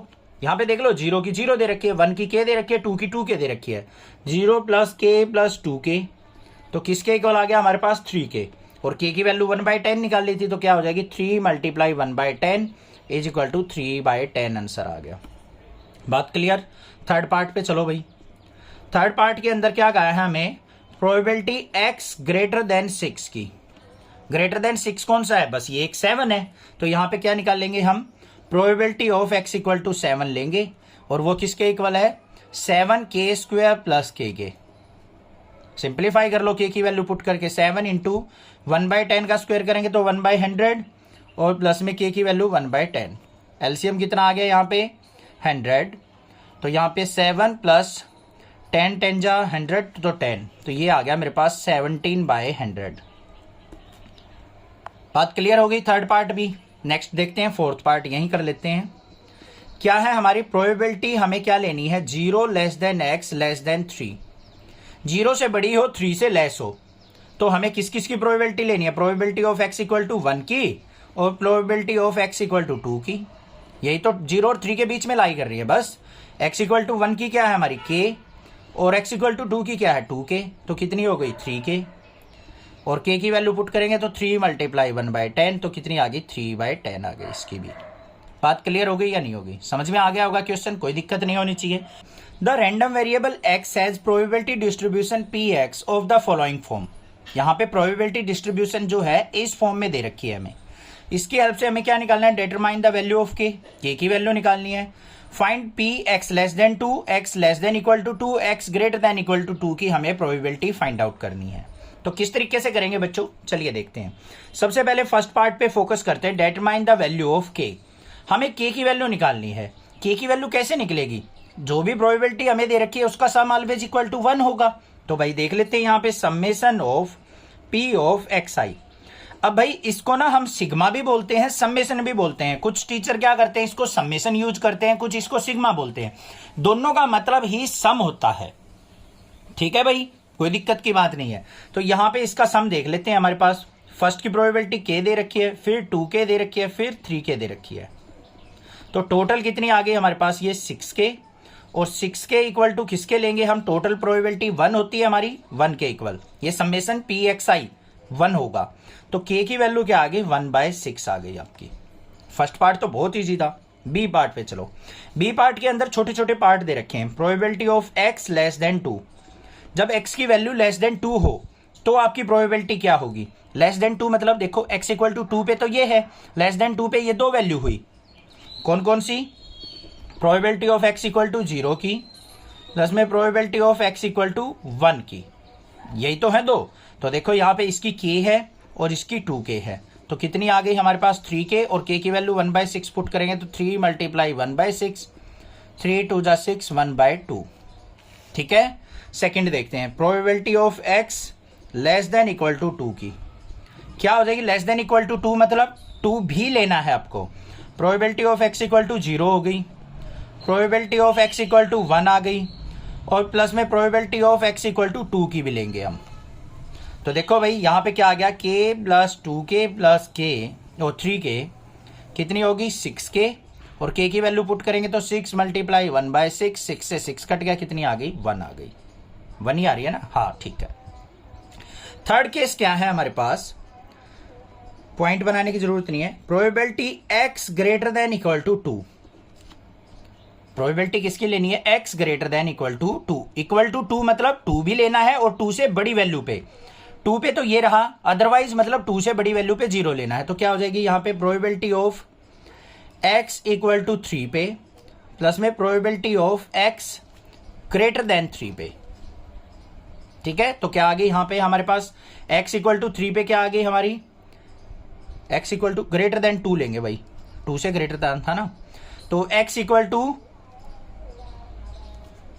टू 2 पे और x ग्रेटर देन 2 पे, सॉरी गलती से 3 लिख गया मैं, ये कितनी आ जाएगी 3k और प्लस में 0, कितनी आ गई 3k, k की वैल्यू पुट कर दो, 3 मल्टीप्लाई 1/6, 3 2 जा 6, तो कितनी आ गई 1/2 आ गई। ये प्रोबेबिलिटी आ गई हमारे पास सभी पार्ट्स की। क्लियर हो गया क्वेश्चन, बिल्कुल इजी था, सिंपल सा क्वेश्चन था, कोई दिक्कत नहीं होनी चाहिए। कोई भी प्रॉब्लम लगे आप मुझसे पूछ सकते हैं, अदरवाइज चैनल को सब्सक्राइब कीजिए, लाइक कीजिए और शेयर कीजिए। Find the mean number of heads in 3 toss of a fair coin. हमें मीन नंबर ऑफ हेड निकालना है अगर कॉइन को 3 टाइम्स टॉस किया जाए। तो घबराने की जरूरत नहीं है, कहीं टेंशन ले जाओ कि मीन कैसे निकलेगा, वेरिएंस स्टैंडर्ड डेविएशन कैसे निकलेंगे, चुटकियों में सोल्व आउट करेंगे, मैं हूं ना साथ में, घबराने की जरूरत नहीं है। बस आप चैनल को सपोर्ट कर दिया कीजिए, बच्चों को शेयर कर दीजिए ताकि सभी का भला हो सके। अब देखो यहाँ पे क्या है, मीन नंबर ऑफ हेड निकालना है हमें, कॉइन को टॉस कितनी टाइम्स किया है, 3 टाइम्स किया है। तो यहाँ पे सबसे पहले देखो हमारे जो सैंपल स्पेस होंगे वो कौन कौन से होंगे। सबसे पहले देखो सैंपल स्पेस। सैंपल स्पेस क्या हो गया भाई, 3 टाइम्स टॉस किया तो हेड हेड हेड हो सकता है, हेड हेड टेल भी हो सकता है, हेड टेल हेड भी हो सकता है, टेल हेड हेड भी हो सकता है, और फिर हेड टेल टेल भी आ सकता है, टेल हेड टेल भी, और क्या आ गया भाई यहाँ पे, फिर आ गया टेल टेल हेड भी, और लास्ट बच गया हमारा टेल टेल टेल भी। अब जिसको ये सैंपल स्पेस बनाने में दिक्कत है वो कॉम्बिनेशन का फॉर्मूला यूज कर सकते हैं, प्रीवियस क्वेश्चंस में बताया है।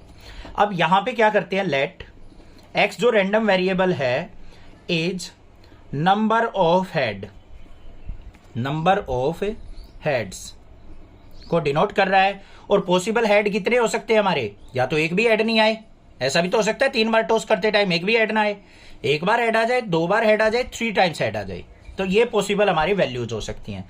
निकाल लो भाई probability of x equal to 0, मतलब एक बार भी हेड ना आए, ऐसे कितने हैं, एक ही केस है, तो प्रोबेबिलिटी क्या हो गई हमारी 1/8 हो गई। टोटल सैंपल स्पेस 8 है, एक केस ऐसा जिसमें एक भी हेड नहीं है तो 1/8 प्रोबेबिलिटी होगी। ऐसे ही हम probability of x equal to 1 निकाल लें कि एक बार हेड आए। एक बार हेड वाले कौन से हैं, ये रहा, ये रहा, ये रहा, 3 केस हैं, तो 3/8 प्रोबेबिलिटी होगी हमारी एक बार हेड आने की। Probability of x equal to 2, 2 बार हेड आने की प्रोबेबिलिटी, 1 2 3, 3 केस ऐसे हैं तो इसकी प्रोबेबिलिटी 3/8 हो गई। फिर हम probability of x equal to 3 की देख लेंगे, तीनों बार हेड आ जाए, एक ही केस है तो 1/8 प्रोबेबिलिटी हो गई। बात समझ में आ गई या नहीं आ गई, कोई दिक्कत नहीं है। अब हमें इसका मीन निकालना है। मीन के लिए आपको क्या करनी पड़ेगी, प्रोबेबिलिटी डिस्ट्रीब्यूशन टेबल ड्रॉ करनी पड़ेगी भाई। यहां पे x होगा, यहां पे प्रोबेबिलिटी ऑफ x होगा।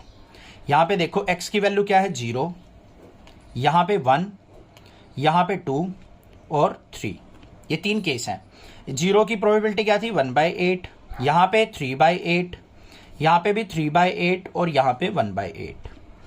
अब हमारा मीन कैसे निकलता है, x लिख लो, mean of x, mean of x, या फिर एक्सपेक्टेशन ऑफ x भी लिख सकते हैं, किसके इक्वल होता है, सिग्मा या summation xi p of xi, इन दोनों की मल्टीप्लीकेशन का सम। तो किसके इक्वल आ जाएगा, यहाँ पे 0 × 1/8 प्लस में 1 × 3/8 प्लस में 2 × 3/8 और प्लस में 3 × 1/8। इसकी इससे मल्टीप्लाई, इसकी इससे, इसकी इससे, इसकी इससे, सबका सम। बस ये करना होता है मीन में। 0 से मल्टीप्लाई करेंगे 0, प्लस में 3/8 प्लस में 4 आ गया 3/4 और प्लस में 3/8। एलसीएम ले लो भाई, कितना आ गया 8 एलसीएम, 3 + 6 + 3, ये कितना आ गया 12/8। कट करेंगे तो किस पे, 4 पे, 4 3 × 12, 4 2 × 8। तो कितनी प्रोबेबिलिटी आ गई हमारी यहाँ पे, मीन हेड की 3/2 आ गया। मीन नंबर ऑफ हेड जो आ गए हमारे पास क्या आ गया 3/2, या फिर इसको हम पॉइंट में लिखे तो 1.5 भी लिख सकते हैं। ठीक है भाई, कुछ बच्चे इस पे भी कमेंट कर देंगे एनसीईआरटी में आंसर 1.5 दे रखा हो, सर आपका 3/2 है, आपका रॉन्ग आंसर है sir. 2 dice are thrown simultaneously, 2 dice को इकट्ठा फेंका जाता है। If x denotes the number of sixes, find the expectation of x। तो यहां पे क्या कर रहा है कि x जो रैंडम वेरिएबल है वो 6 को डिनोट कर रहा है हमारी डाई के ऊपर, तो हमें एक्सपेक्टेशन ऑफ x निकालनी है, मतलब मीन फाइंड आउट करना है। तो सबसे पहले देखो यहां पे पॉसिबल वैल्यूज क्या क्या हो सकती है हमारी। लेट x रैंडम वेरिएबल है, is number of sixes, number of sixes. क्या क्या हो सकती है x की वैल्यू, या तो एक भी डाइस पे हमारा जो है 6 ना आए, एक डाइस पे भी आ सकता है, और 2 डाइस, दोनों की दोनों डाइस पे भी हमारा 6 से आ सकता है। ये हमारे पास वैल्यू आ गई। अब भाई देखो टोटल हमने 2 टाइम्स डाई को थ्रो किया है, तो टोटल सैंपल स्पेस कितने बनेंगे, ऐसा क्वेश्चन पीछे भी आया था भाई, 36 सैंपल स्पेस बनेंगे। और ऐसे पेयर कौन कौन से बनेंगे जिसमें एक बार 6 आए, 6 1 6 2 6 3 6 4 6 5 और 6 6। और क्या बन सकते हैं 1 6 2 6 3 6 4 6 5 6 और 6 6। इस पेयर को एक ही बार लेंगे, ठीक है, वो इसमें ले लो या इसमें ले लो, तो टोटल ये कितने हो गए 11 टाइम्स ऐसी हो गई कि जिसमें हमें 6 मिल रहा है। अब हमें देखो यहां पे probability of x equal to 0 देखनी है, मतलब एक बार भी 6 ना मिले, ठीक है उसकी। अब देखो 36 टोटल सैंपल स्पेस थे, 11 ऐसे हैं जिसमें 6 मिल रहा है, तो कितने हुए जिसमें 6 नहीं आएगा? 36 में से 11 सब्ट्रैक्ट कर दो, 25 हो गए। तो क्या प्रोबेबिलिटी आ गई यहां पे? 25/36। बात क्लियर हो गई या नहीं होगी? यहां से समझ में नहीं आया तो दूसरी चीज समझो। हमारे पास सैंपल स्पेस क्या होंगे एक बार डाई के? 1 2 3 4 5 6, यही तो आएंगे हमारे पास। तो पहली बार डाई हमने रोल की, हमें 6 नहीं मिलना चाहिए, 6 हटा दिया, कितने बच गए हमारे पास? 5। तो 5/6 प्रोबेबिलिटी होगी हमारी 6 ना आने की। एक डाई पे तो 5/6 होगी, दूसरे पे भी 5/6, तो कितना आ गया? 25/36। ऐसे कर लो, समझ में आ गया होगा। Probability of x equal to 1, एक बार 6 जरूर आए, एटलीस्ट का है यहां पे, एटलीस्ट एक टाइम आपका 6 जरूर आएगा। एक टाइम 6 आए, ये 5 कॉम्बिनेशन हो गए, 5 ये हो गए, 10 हो गए। यहां पे तो 2 बार आ रहा है, ये नहीं लेंगे, तो 10 हो गए। तो प्रोबेबिलिटी क्या होगी यहां पे? 10/36। फिर probability of x equal to 2 कि 2 टाइम्स 6 आए, एक ही केस ऐसा है जिसमें दोनों बार 6 आएगा, तो यहां पे क्या हो जाएगी हमारे पास? 1/36 प्रोबेबिलिटी हो गई भाई। इसकी प्रोबेबिलिटी डिस्ट्रीब्यूशन टेबल बना लेते हैं। ये x हो गया, ये p ऑफ x हो गया। यहां पे वैल्यू 0 1 और 2। 0 की 25/36, 10/36 और 1/36।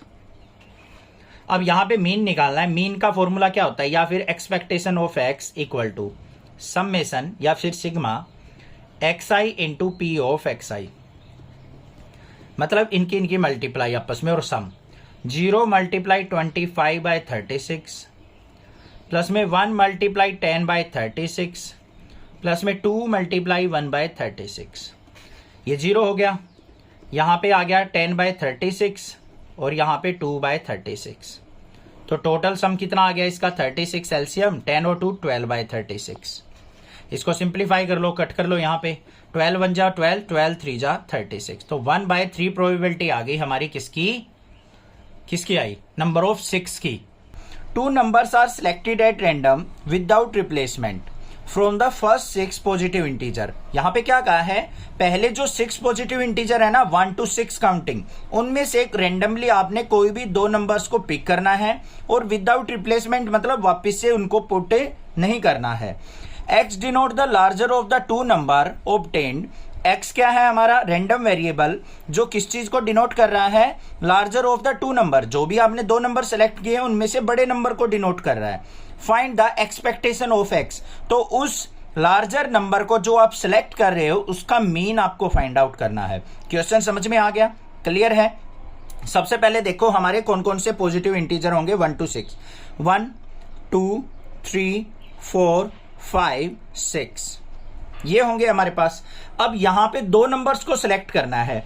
पहला नंबर जो हम सिलेक्ट करेंगे वो कितने तरीके से सिलेक्ट हो सकता है? नंबर ऑफ वेज देखने हैं, तो यहां पे क्या लिखेंगे? फर्स्ट नंबर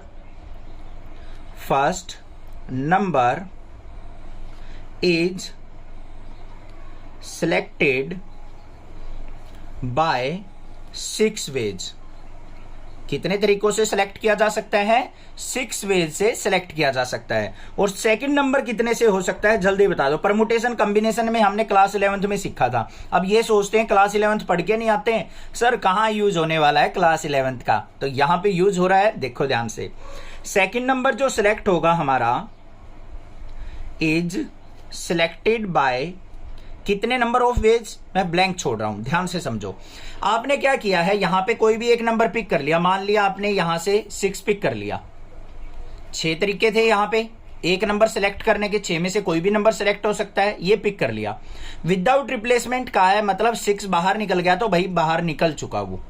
अब कितने नंबर बच गए? 5 नंबर बच गए। तो सेकंड नंबर 5 तरीकों से ही सिलेक्ट हो सकता है। तो यहां पे क्या हो गया हमारा? सेकंड नंबर 5 वेज से सिलेक्ट होगा। तो टोटल वेज कितने हो गए? टोटल वेज मल्टीप्लीकेशन रूल होता है परमुटेशन में, वेज है तो 6 मल्टीप्लाई 5, 6 5 जा 30 वेज टोटल बनेंगे हमारे, जिससे हमारे 2 नंबर सिलेक्ट होंगे। क्लियर हो गई भाई बात? x देखो अब क्या होगा? x is larger number of 2, larger number of two selected number.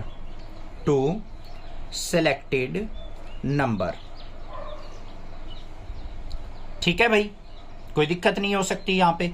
अब यहां पे x is larger number of two selected number, कोई भी दो नंबर सेलेक्ट किए उसमें से लार्जर नंबर को हमने किसका से डिनोट करना है, कैपिटल X से, वो क्या होगा हमारा रैंडम वेरिएबल। और x की पॉसिबल वैल्यूज क्या क्या होंगी, 2, 3, 4, 5 और 6। क्या है यहां पे 2, 3, 4, 5 और 6। या तो दो नंबर सेलेक्ट करेंगे हम, पहला दूसरा, एक पेयर बनेगा 1 2 का, 2 1 का।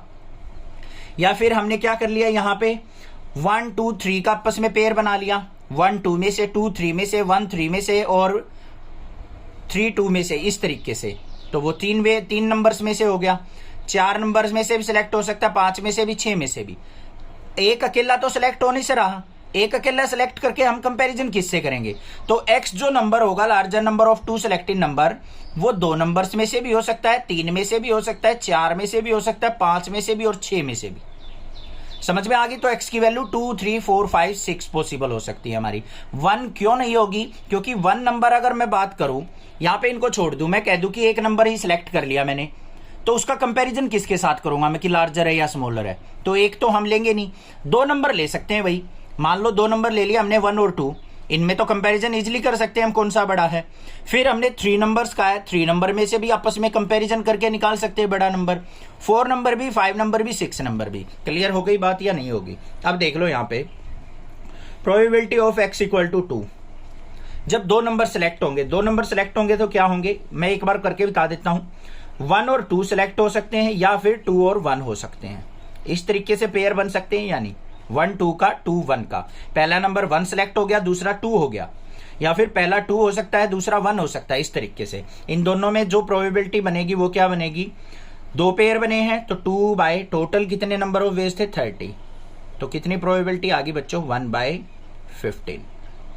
फिर probability of x equal to 3, 3 pair कौन कौन से बन सकते हैं, प्रोबेबिलिटी ऑफ 1 3 2 3 3 1 और 3 2, ये पेयर बन सकते हैं। ध्यान से देख लो, 3 नंबर सेलेक्ट कर लिए 1 2 3 में से। 1 और 3 का पेयर हो सकता है, 3 1 का हो सकता है, 2 3 का हो सकता है, 3 2 का हो सकता है। सारे पेयर बन गए। तो कितने पेयर बन गए हमारे 4/30, मतलब कितनी प्रोबेबिलिटी आ गई 2/15। Similarly probability of x equal to 4, पहले 4 नंबर सेलेक्ट करने पर।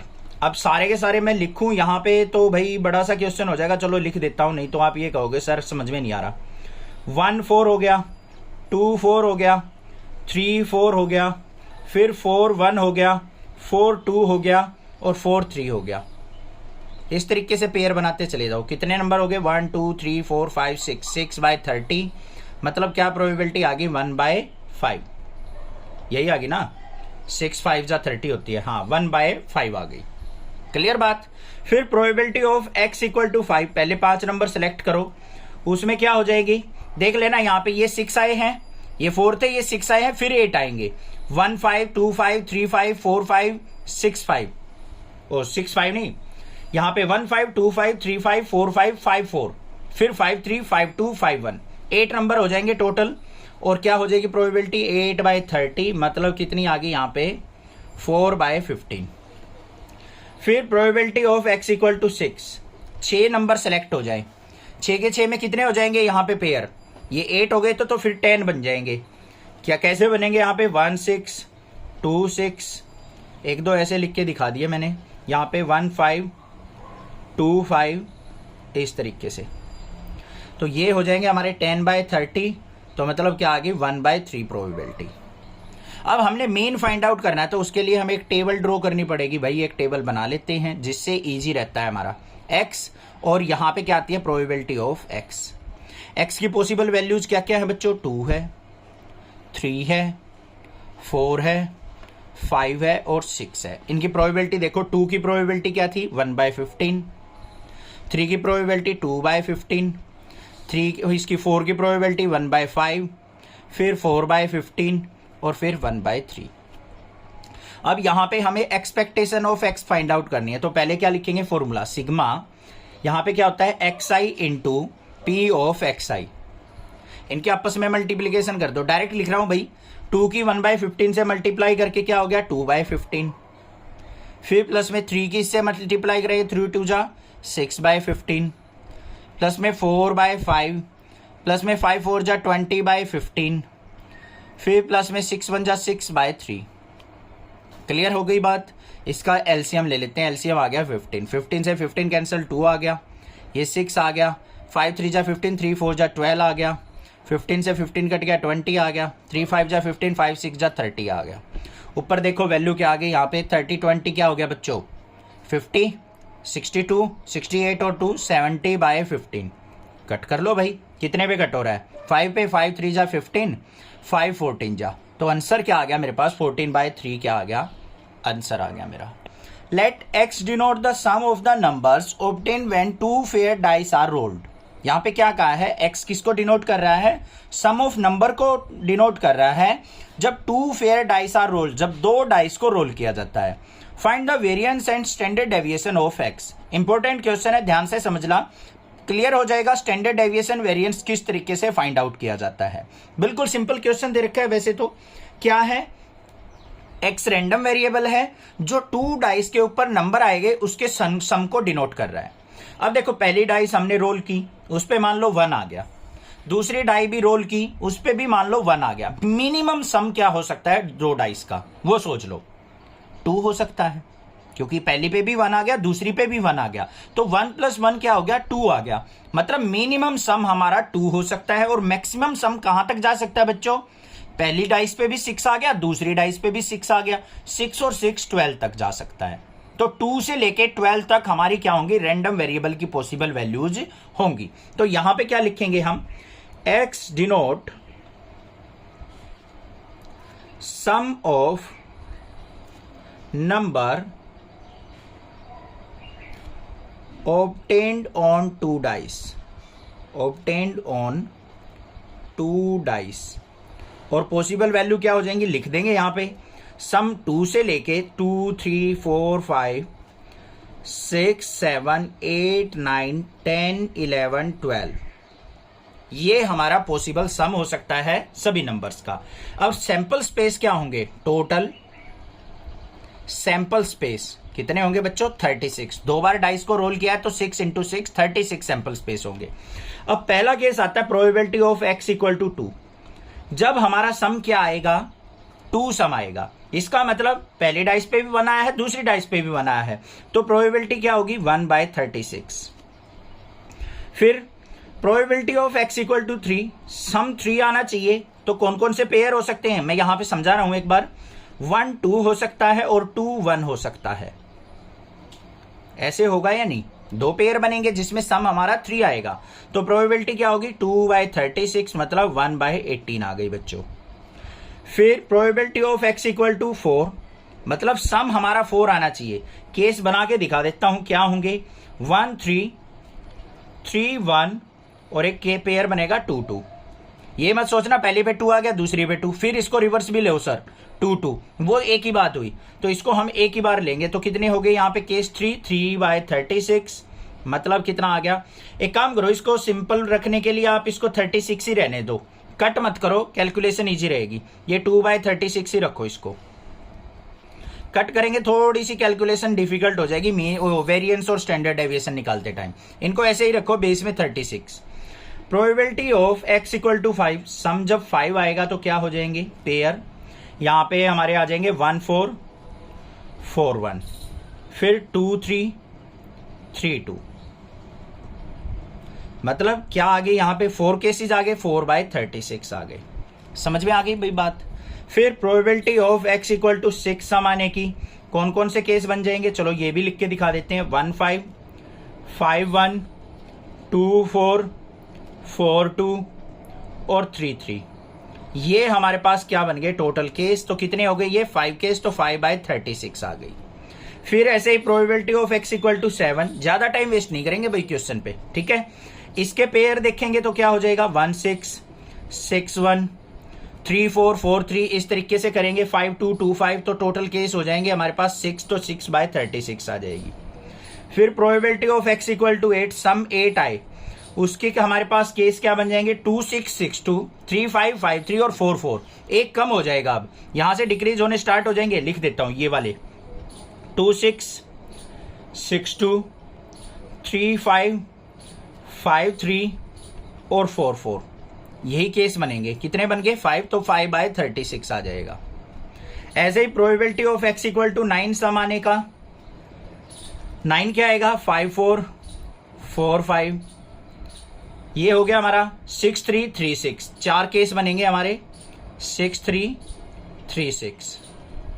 तो क्या हो गया यहाँ पे, 4/36। भाई इसके भी लिख देते, 9 साफी हो गई यार। ये कहोगे सर ये छोड़ दिए, कितना सम चाहिए, 7, तो 2552 और क्या हो जाएंगे, 34 और 43, सारे ही लिख दिए भाई मैंने। ठीक है बच्चों, अब यहाँ पे probability of sum x is equal to 10 आने की प्रोबेबिलिटी देख लो क्या हो जाएगी। कौन कौन से केस बन जाएंगे, 4, 6, 6, 4 और 5, 5, यही बनेंगे ना। तो 3 केस बन गए, तो 3/36। फिर probability of x equal to 11 आने की, सम 11 आए, तो 5, 6 और 6, 5, तो क्या हो जाएगी यहाँ पे 2/36। डिक्रीजिंग ऑर्डर चल रहा है। अब probability of x equal to 12, sum 12 आने की, प्रोबेबिलिटी ऑफ 6, 6, एक ही पेयर बनेगा, तो 1/36।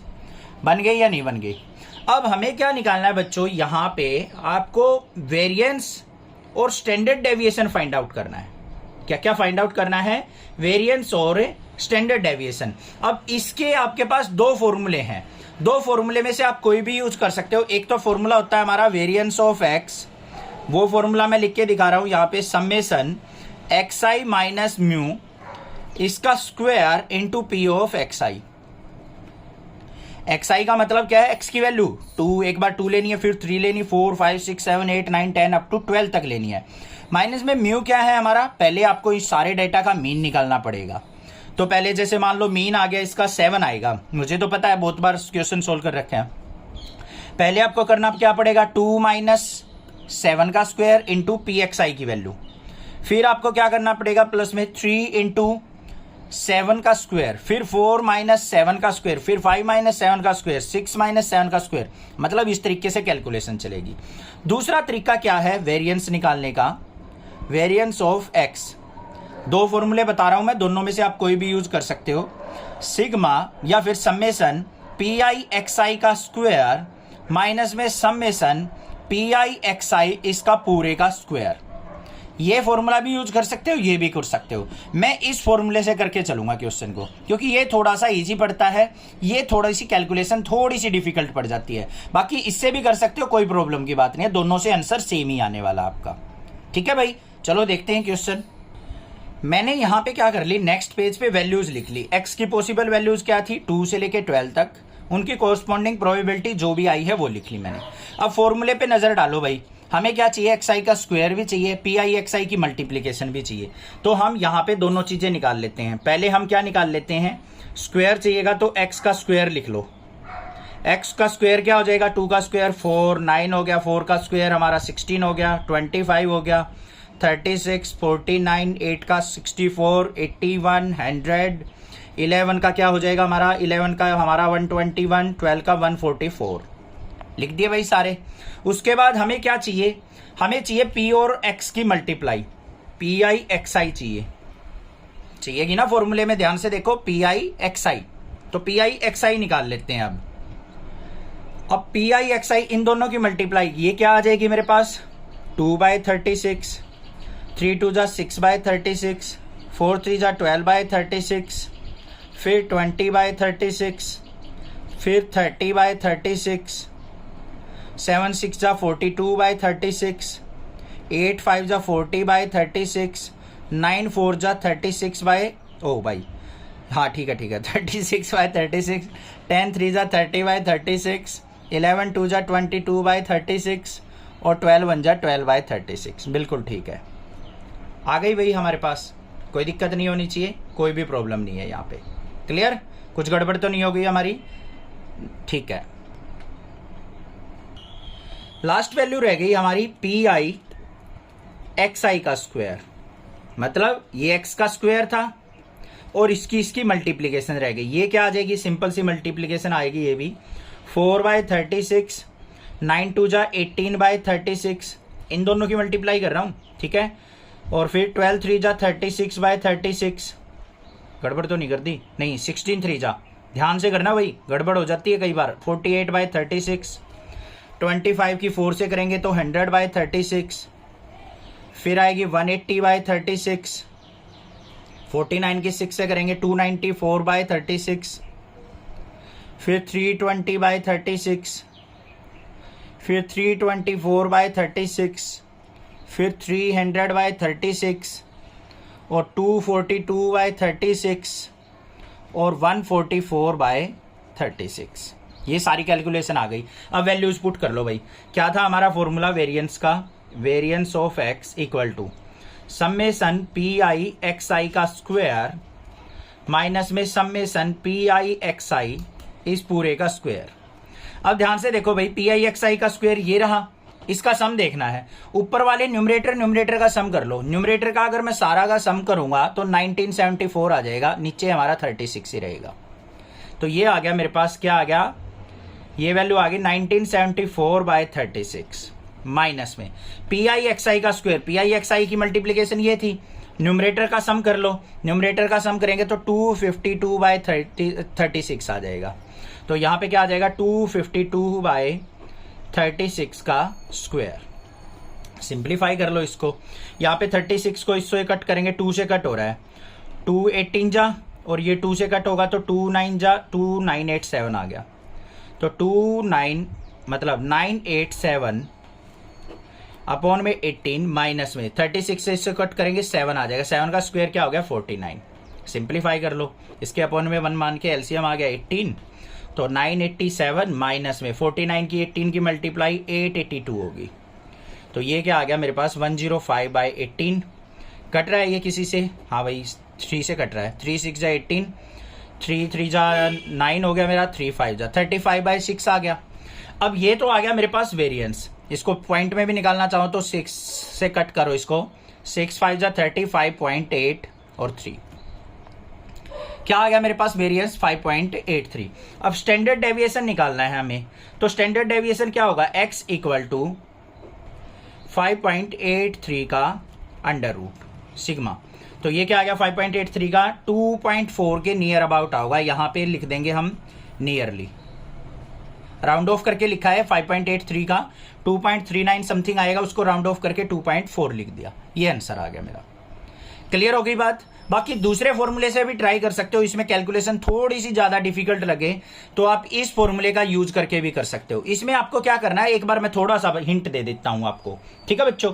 यहां पे देखो एक्स आई की पहली वैल्यू क्या है, 2, देखो ध्यान से 2 है, तो आपको करना कैसे पड़ेगा, 2 माइनस म्यू की वैल्यू 7 आएगी, मीन की, मीन तो निकालना सीख रखा है आपने, 2 माइनस 7 का square into P of X I, इसकी प्रोबेबिलिटी क्या थी 1/36, फिर प्लस में 3 माइनस 7 इंटू इसका स्क्वायर इंटू में इसकी प्रोबेबिलिटी क्या थी 2/36, फिर प्लस में 4 माइनस 7 का स्क्वायर, इसकी प्रोबेबिलिटी 3/36, ऐसे चलते चले जाओ, 5 माइनस 7 का स्क्वायर इंटू 4/36, फिर 6 माइनस 7 का स्क्वायर इंटू 5, यहाँ पे 5/36, फिर प्लस में 7 माइनस 7 का स्क्वायर इंटू 6/36, फिर प्लस में आगे भी चलती जाएगी, अभी 8 माइनस 7 का स्क्वायर, ऐसे करके सारी वैल्यूज को सिंप्लीफाई करना पड़ेगा। इस तरीके से भी कर सकते हो, इससे भी कर सकते हो, दोनों से आंसर सेम आएगा हमारा। एक क्लास एज 15 स्टूडेंट्स, एक क्लास के अंदर 15 स्टूडेंट हैं और उन सब की एज यहाँ पे डिफाइन कर रखी है। फर्स्ट स्टूडेंट की 14 है, 17, 15, 14, 21, 17, 19, 20, 16, 18, इस तरीके से। One student is selected in such a manner that each has the same chance of being chosen and the age x of the selected student is recorded। यहाँ पे रैंडमली क्या करना है, आपको एक बच्चा निकालना है क्लास से और उसकी एज को क्या कर लेना है, रिकॉर्ड कर लेना है। What is the probability distribution of the random variable x, तो रैंडम वेरिएबल x की प्रोबेबिलिटी डिस्ट्रीब्यूशन बतानी है, मीन बताना है, वेरिएंस बताना है एंड स्टैंडर्ड डेविएशन आपको फाइंड आउट करना है। बहुत सारी चीजें होगी, घबराने की जरूरत नहीं है, चिंता मत करो, मैं बैठा हूं साथ में। अभी देखते हैं इस क्वेश्चन को चुटकियों में। इसके लिए हमें करनी पड़ेगी एक टेबल रेडी अपनी। कोई बात नहीं भाई, कर लेते हैं। x की वैल्यू देखो हमारी कौन कौन सी है, कहाँ से स्टार्ट होके 14 से लेके मैक्सिमम कहाँ तक जा रही है भाई, 21 तक। तो यहाँ पे वैल्यू ले लेते हैं हम 14, 15, 16, 17, 18, 19, 20 और 21। सारी वैल्यू ले ली या नहीं ले ली? क्लियर हो गया। उसके बाद यहाँ पे देखो 14 जो है 2 स्टूडेंट्स की एज है, देखो ध्यान से 14 2 स्टूडेंट्स की है, 20 भी दे रखी है 3 स्टूडेंट्स की। तो इस तरीके से हमें क्या करनी पड़ेगी, इनकी फ्रीक्वेंसी लिखनी पड़ेगी। उसको हम एफ से मान लेते हैं या एफ ऑफ एक्स मान लेते हैं फ्रीक्वेंसी को। अब यहाँ पे 14 एज कितने स्टूडेंट्स की है, 2 की है। 15 एज कितने स्टूडेंट्स की है, एक ही स्टूडेंट है। देख लेना इसमें से नंबर काउंट कर लेंगे। 16 कितने हैं, 16 2 स्टूडेंट है, एक ये रहा एक ये रहा। 17 कितने हैं, 17 भी मेरे 3 स्टूडेंट्स हैं। 18 कितने, 18 हमारा एक ही स्टूडेंट है। 19 एज वाले 2 स्टूडेंट हैं, 20 वाले 3 हैं और 21 वाला एक ही स्टूडेंट है। सबकी फ्रीक्वेंसी लिख ली हमने कि कौन कौन सी एज के कितने स्टूडेंट हैं। उसके बाद हमें क्या निकालनी है, P ऑफ X, प्रोबेबिलिटी। अब प्रोबेबिलिटी कैसे निकलेगी, बिल्कुल आसान है। टोटल स्टूडेंट कितने, 15, 14 एज के कितने स्टूडेंट्स है, 2। तो इसकी प्रोबेबिलिटी क्या होगी सिलेक्ट होने की, 2/15, इसकी 1/15, इसकी 2/15, इसकी 3/15, इसकी 1/15, इसकी 2/15। जितने बच्चे होंगे उतनी प्रोबेबिलिटी ज्यादा, 3/15 और लास्ट वाले की 1/15। सबकी प्रोबेबिलिटी लिख ली हमने। क्लियर है, बिल्कुल अच्छे से ध्यान से लिखना, थोड़ा सा स्पेस देके सामने आ जाए, कैलकुलेशन में दिक्कत ना आए। फिर हमें क्या निकालना है, XPX निकालना है। मीन निकालने के लिए हमें इसकी और इसकी मल्टीप्लीकेशन चाहिए। 2/15 और 14 की मल्टीप्लाई करेंगे तो क्या आएगा, 28/15, 15/15 आ जाएगा ये। फिर 16 2 जा 32/15 आ जाएगा।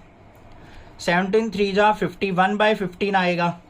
18 1 जा 18/51 आएगा। 19 2 जा 38/15 आएगा। 23 जा 60/15 आएगा। और फिर 21 1 जा 21/15 आएगा। भाई कुछ चीज मिसिंग नहीं रहनी चाहिए। अब हमें क्या चाहिए, इसका सम चाहिए। सम के लिए आप क्या करो, न्यूमरेटर का सम कर लो बस। नीचे तो 15 है हमारा, बेस में तो 15 रहेगा। न्यूमरेटर का सम देख लेते हैं एक बार। तो ये कितना आ गया मेरा ऊपर, न्यूमरेटर में सम 263। दे इनका सम 263/15 हो गया। 263 को 15 से डिवाइड कर लो भाई। तो इसको अगर हम डिवाइड करेंगे, मैं डिवाइड करके देख लेता हूं, तो मेरे पास आ जाएगा 17.53।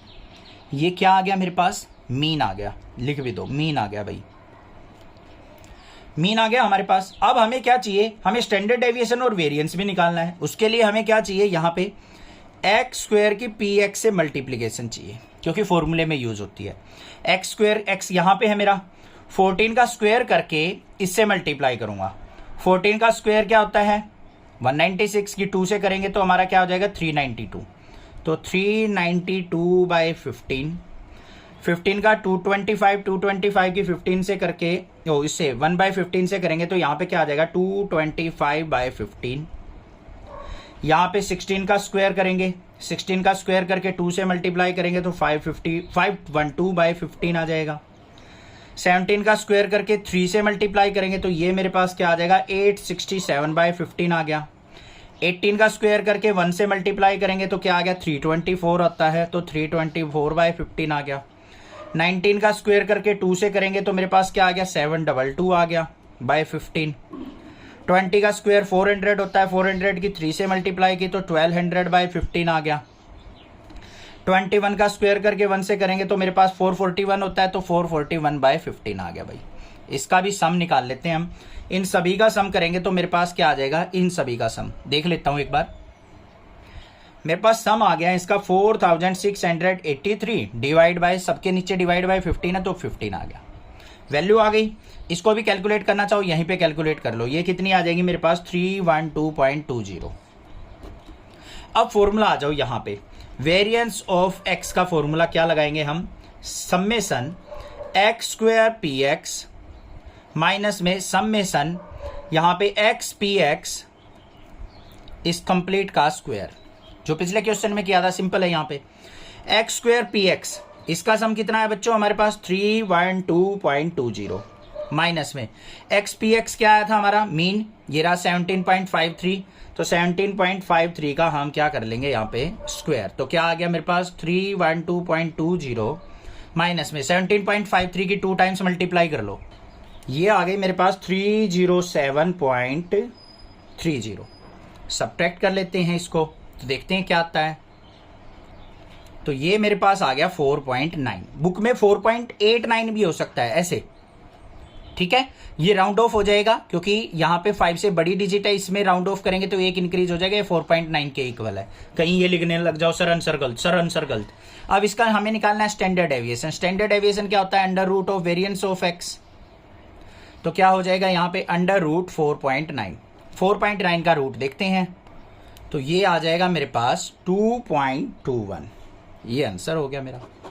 इन a meeting 70% of the members favour and 30% oppose a certain proposal. कोई भी एक प्रपोजल है एक मीटिंग के अंदर, उसमें 70% मेंबर तो ये कह रहे हैं कि वो प्रपोजल एक्सेप्ट किया जाए और 30% ऐसे हैं जो ये कह रहे हैं कि उस प्रपोजल को एक्सेप्ट नहीं किया जाएगा।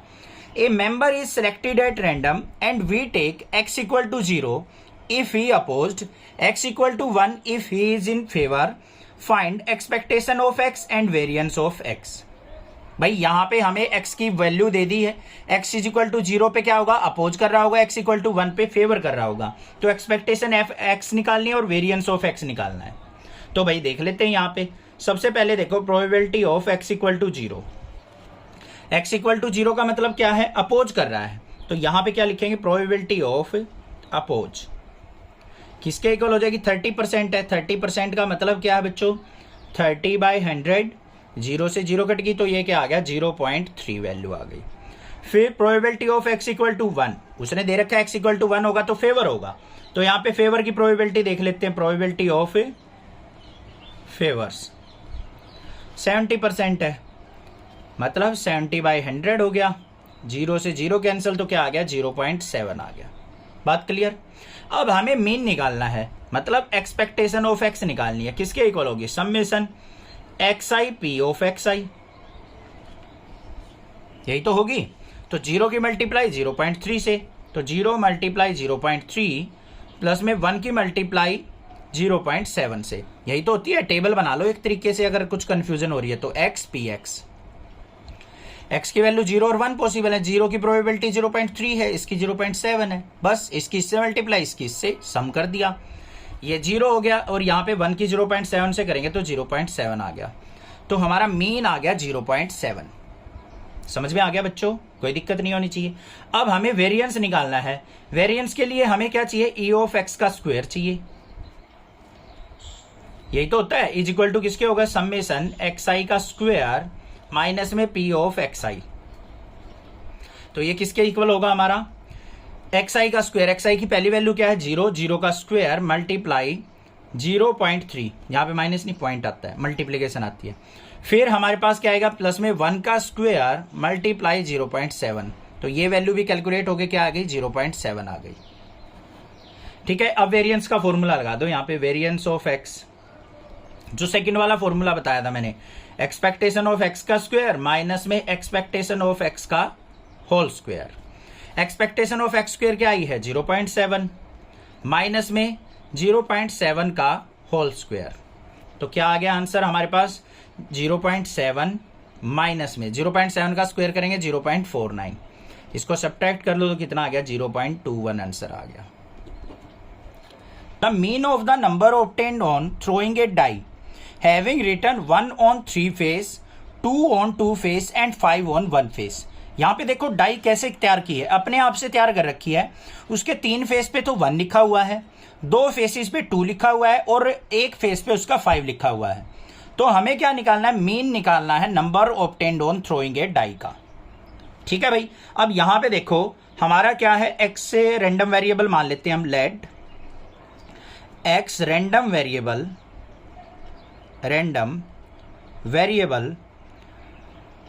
इज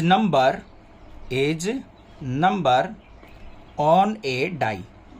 जो भी डाई के ऊपर नंबर आएगा उसको हमने किससे डिनोट कर लिया, रैंडम वेरिएबल से। अब यहां पे क्या आ सकता है हमारा, probability of x equal to 1 हो सकती है, मतलब डाई के ऊपर कौन कौन से नंबर हैं, ध्यान से देख लो भाई। डाई के ऊपर 1 है, 2 है और 5 है। ये 1 3 टाइम्स है, 2 2 टाइम्स है और ये 1 टाइम्स है। ये फेस दे रखे हैं, 3 फेस पे 1 है, 2 फेस पे 2 है, 1 फेस पे 5 है। तो हमारा 1 आने की प्रोबेबिलिटी क्या होगी, कितने फेस पे, 3 पे, तो 3/6 होगी। मतलब क्या होगी, 1/2। फिर probability of x equal to 2 आने की प्रोबेबिलिटी, 2 फेजेस पे 2 है तो 2/6 हो जाएगी, मतलब 1/3। Probability of x equal to 5 number आपका आए तो उसकी प्रोबेबिलिटी क्या होगी, एक ही फेज पे है हमारा तो 1/6 प्रोबेबिलिटी हो गई। बात क्लियर हो गई या नहीं होगी। अब हमें एक्सपेक्टेशन ऑफ x निकालनी है, किसके इक्वल होगी, summation xi into P of xi, यही तो होती है। इसके लिए हम टेबल बना देंगे, x और इसकी रैंडम वेरिएबल की प्रोबेबिलिटी।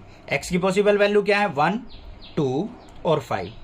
1 की प्रोबेबिलिटी 1/2, 2 की प्रोबेबिलिटी 1/3, 5 की प्रोबेबिलिटी 1/6। तो क्या है यहाँ पे, 1 मल्टीप्लाई 1/2 प्लस में 2 की मल्टीप्लाई 1/3 और प्लस में 5 की मल्टीप्लाई 1/6।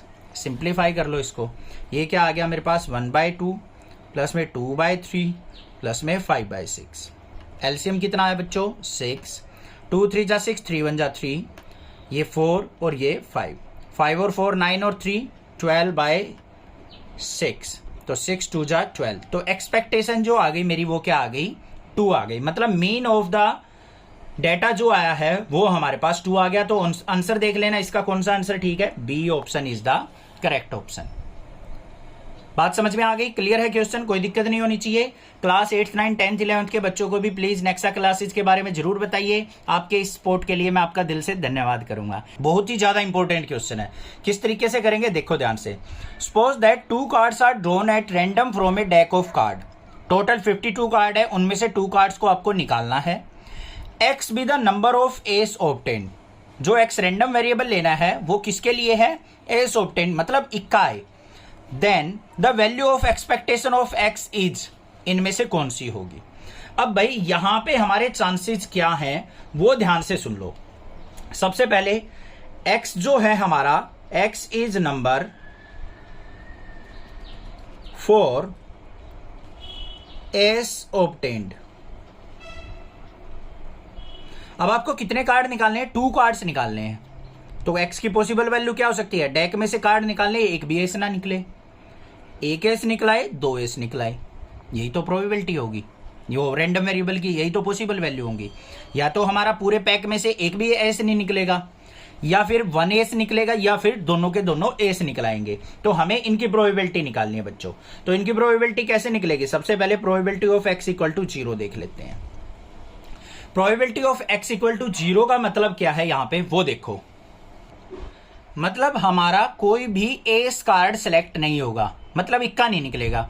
तो जो भी कार्ड निकलेगा वो क्या होगा हमारा, non S card. Non S card, उसकी प्रोबेबिलिटी देखनी है हमें क्या होगी। टोटल हमारे पास 52 कार्ड है, 4 एस होते हैं तो कितने, -4 कर लिए, तो टोटल कार्ड कितने में से निकलेगा, 48 में से हमारा कार्ड निकलने वाला है, अगर एक भी इक्का नहीं निकलता है तो यहां पे क्या हो जाएगी हमारी प्रोबेबिलिटी 48C2, मतलब दोनों कार्ड 48 में से आ रहे हैं।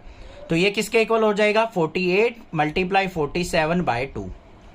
ये आ गया मेरे पास। इसको सिंप्लीफाई करना चाहते हो तो कर लो, 2 से कट कर दिया, 2 2 जा 4, 2 4 जा 8, 24 की 47 से मल्टीप्लाई 11 28 हो गई। ये तो हो गई हमारी नॉन एस कार्ड की। अब ये जो कार्ड है वो सिलेक्ट कितने में से होगा, तो वो देखना है हमें। Out of 52 card, out of 52 card 2 card selected. ये तो फेवरेबल आउटकम हो गया। टोटल आउटकम क्या हो जाएगी, 52C2।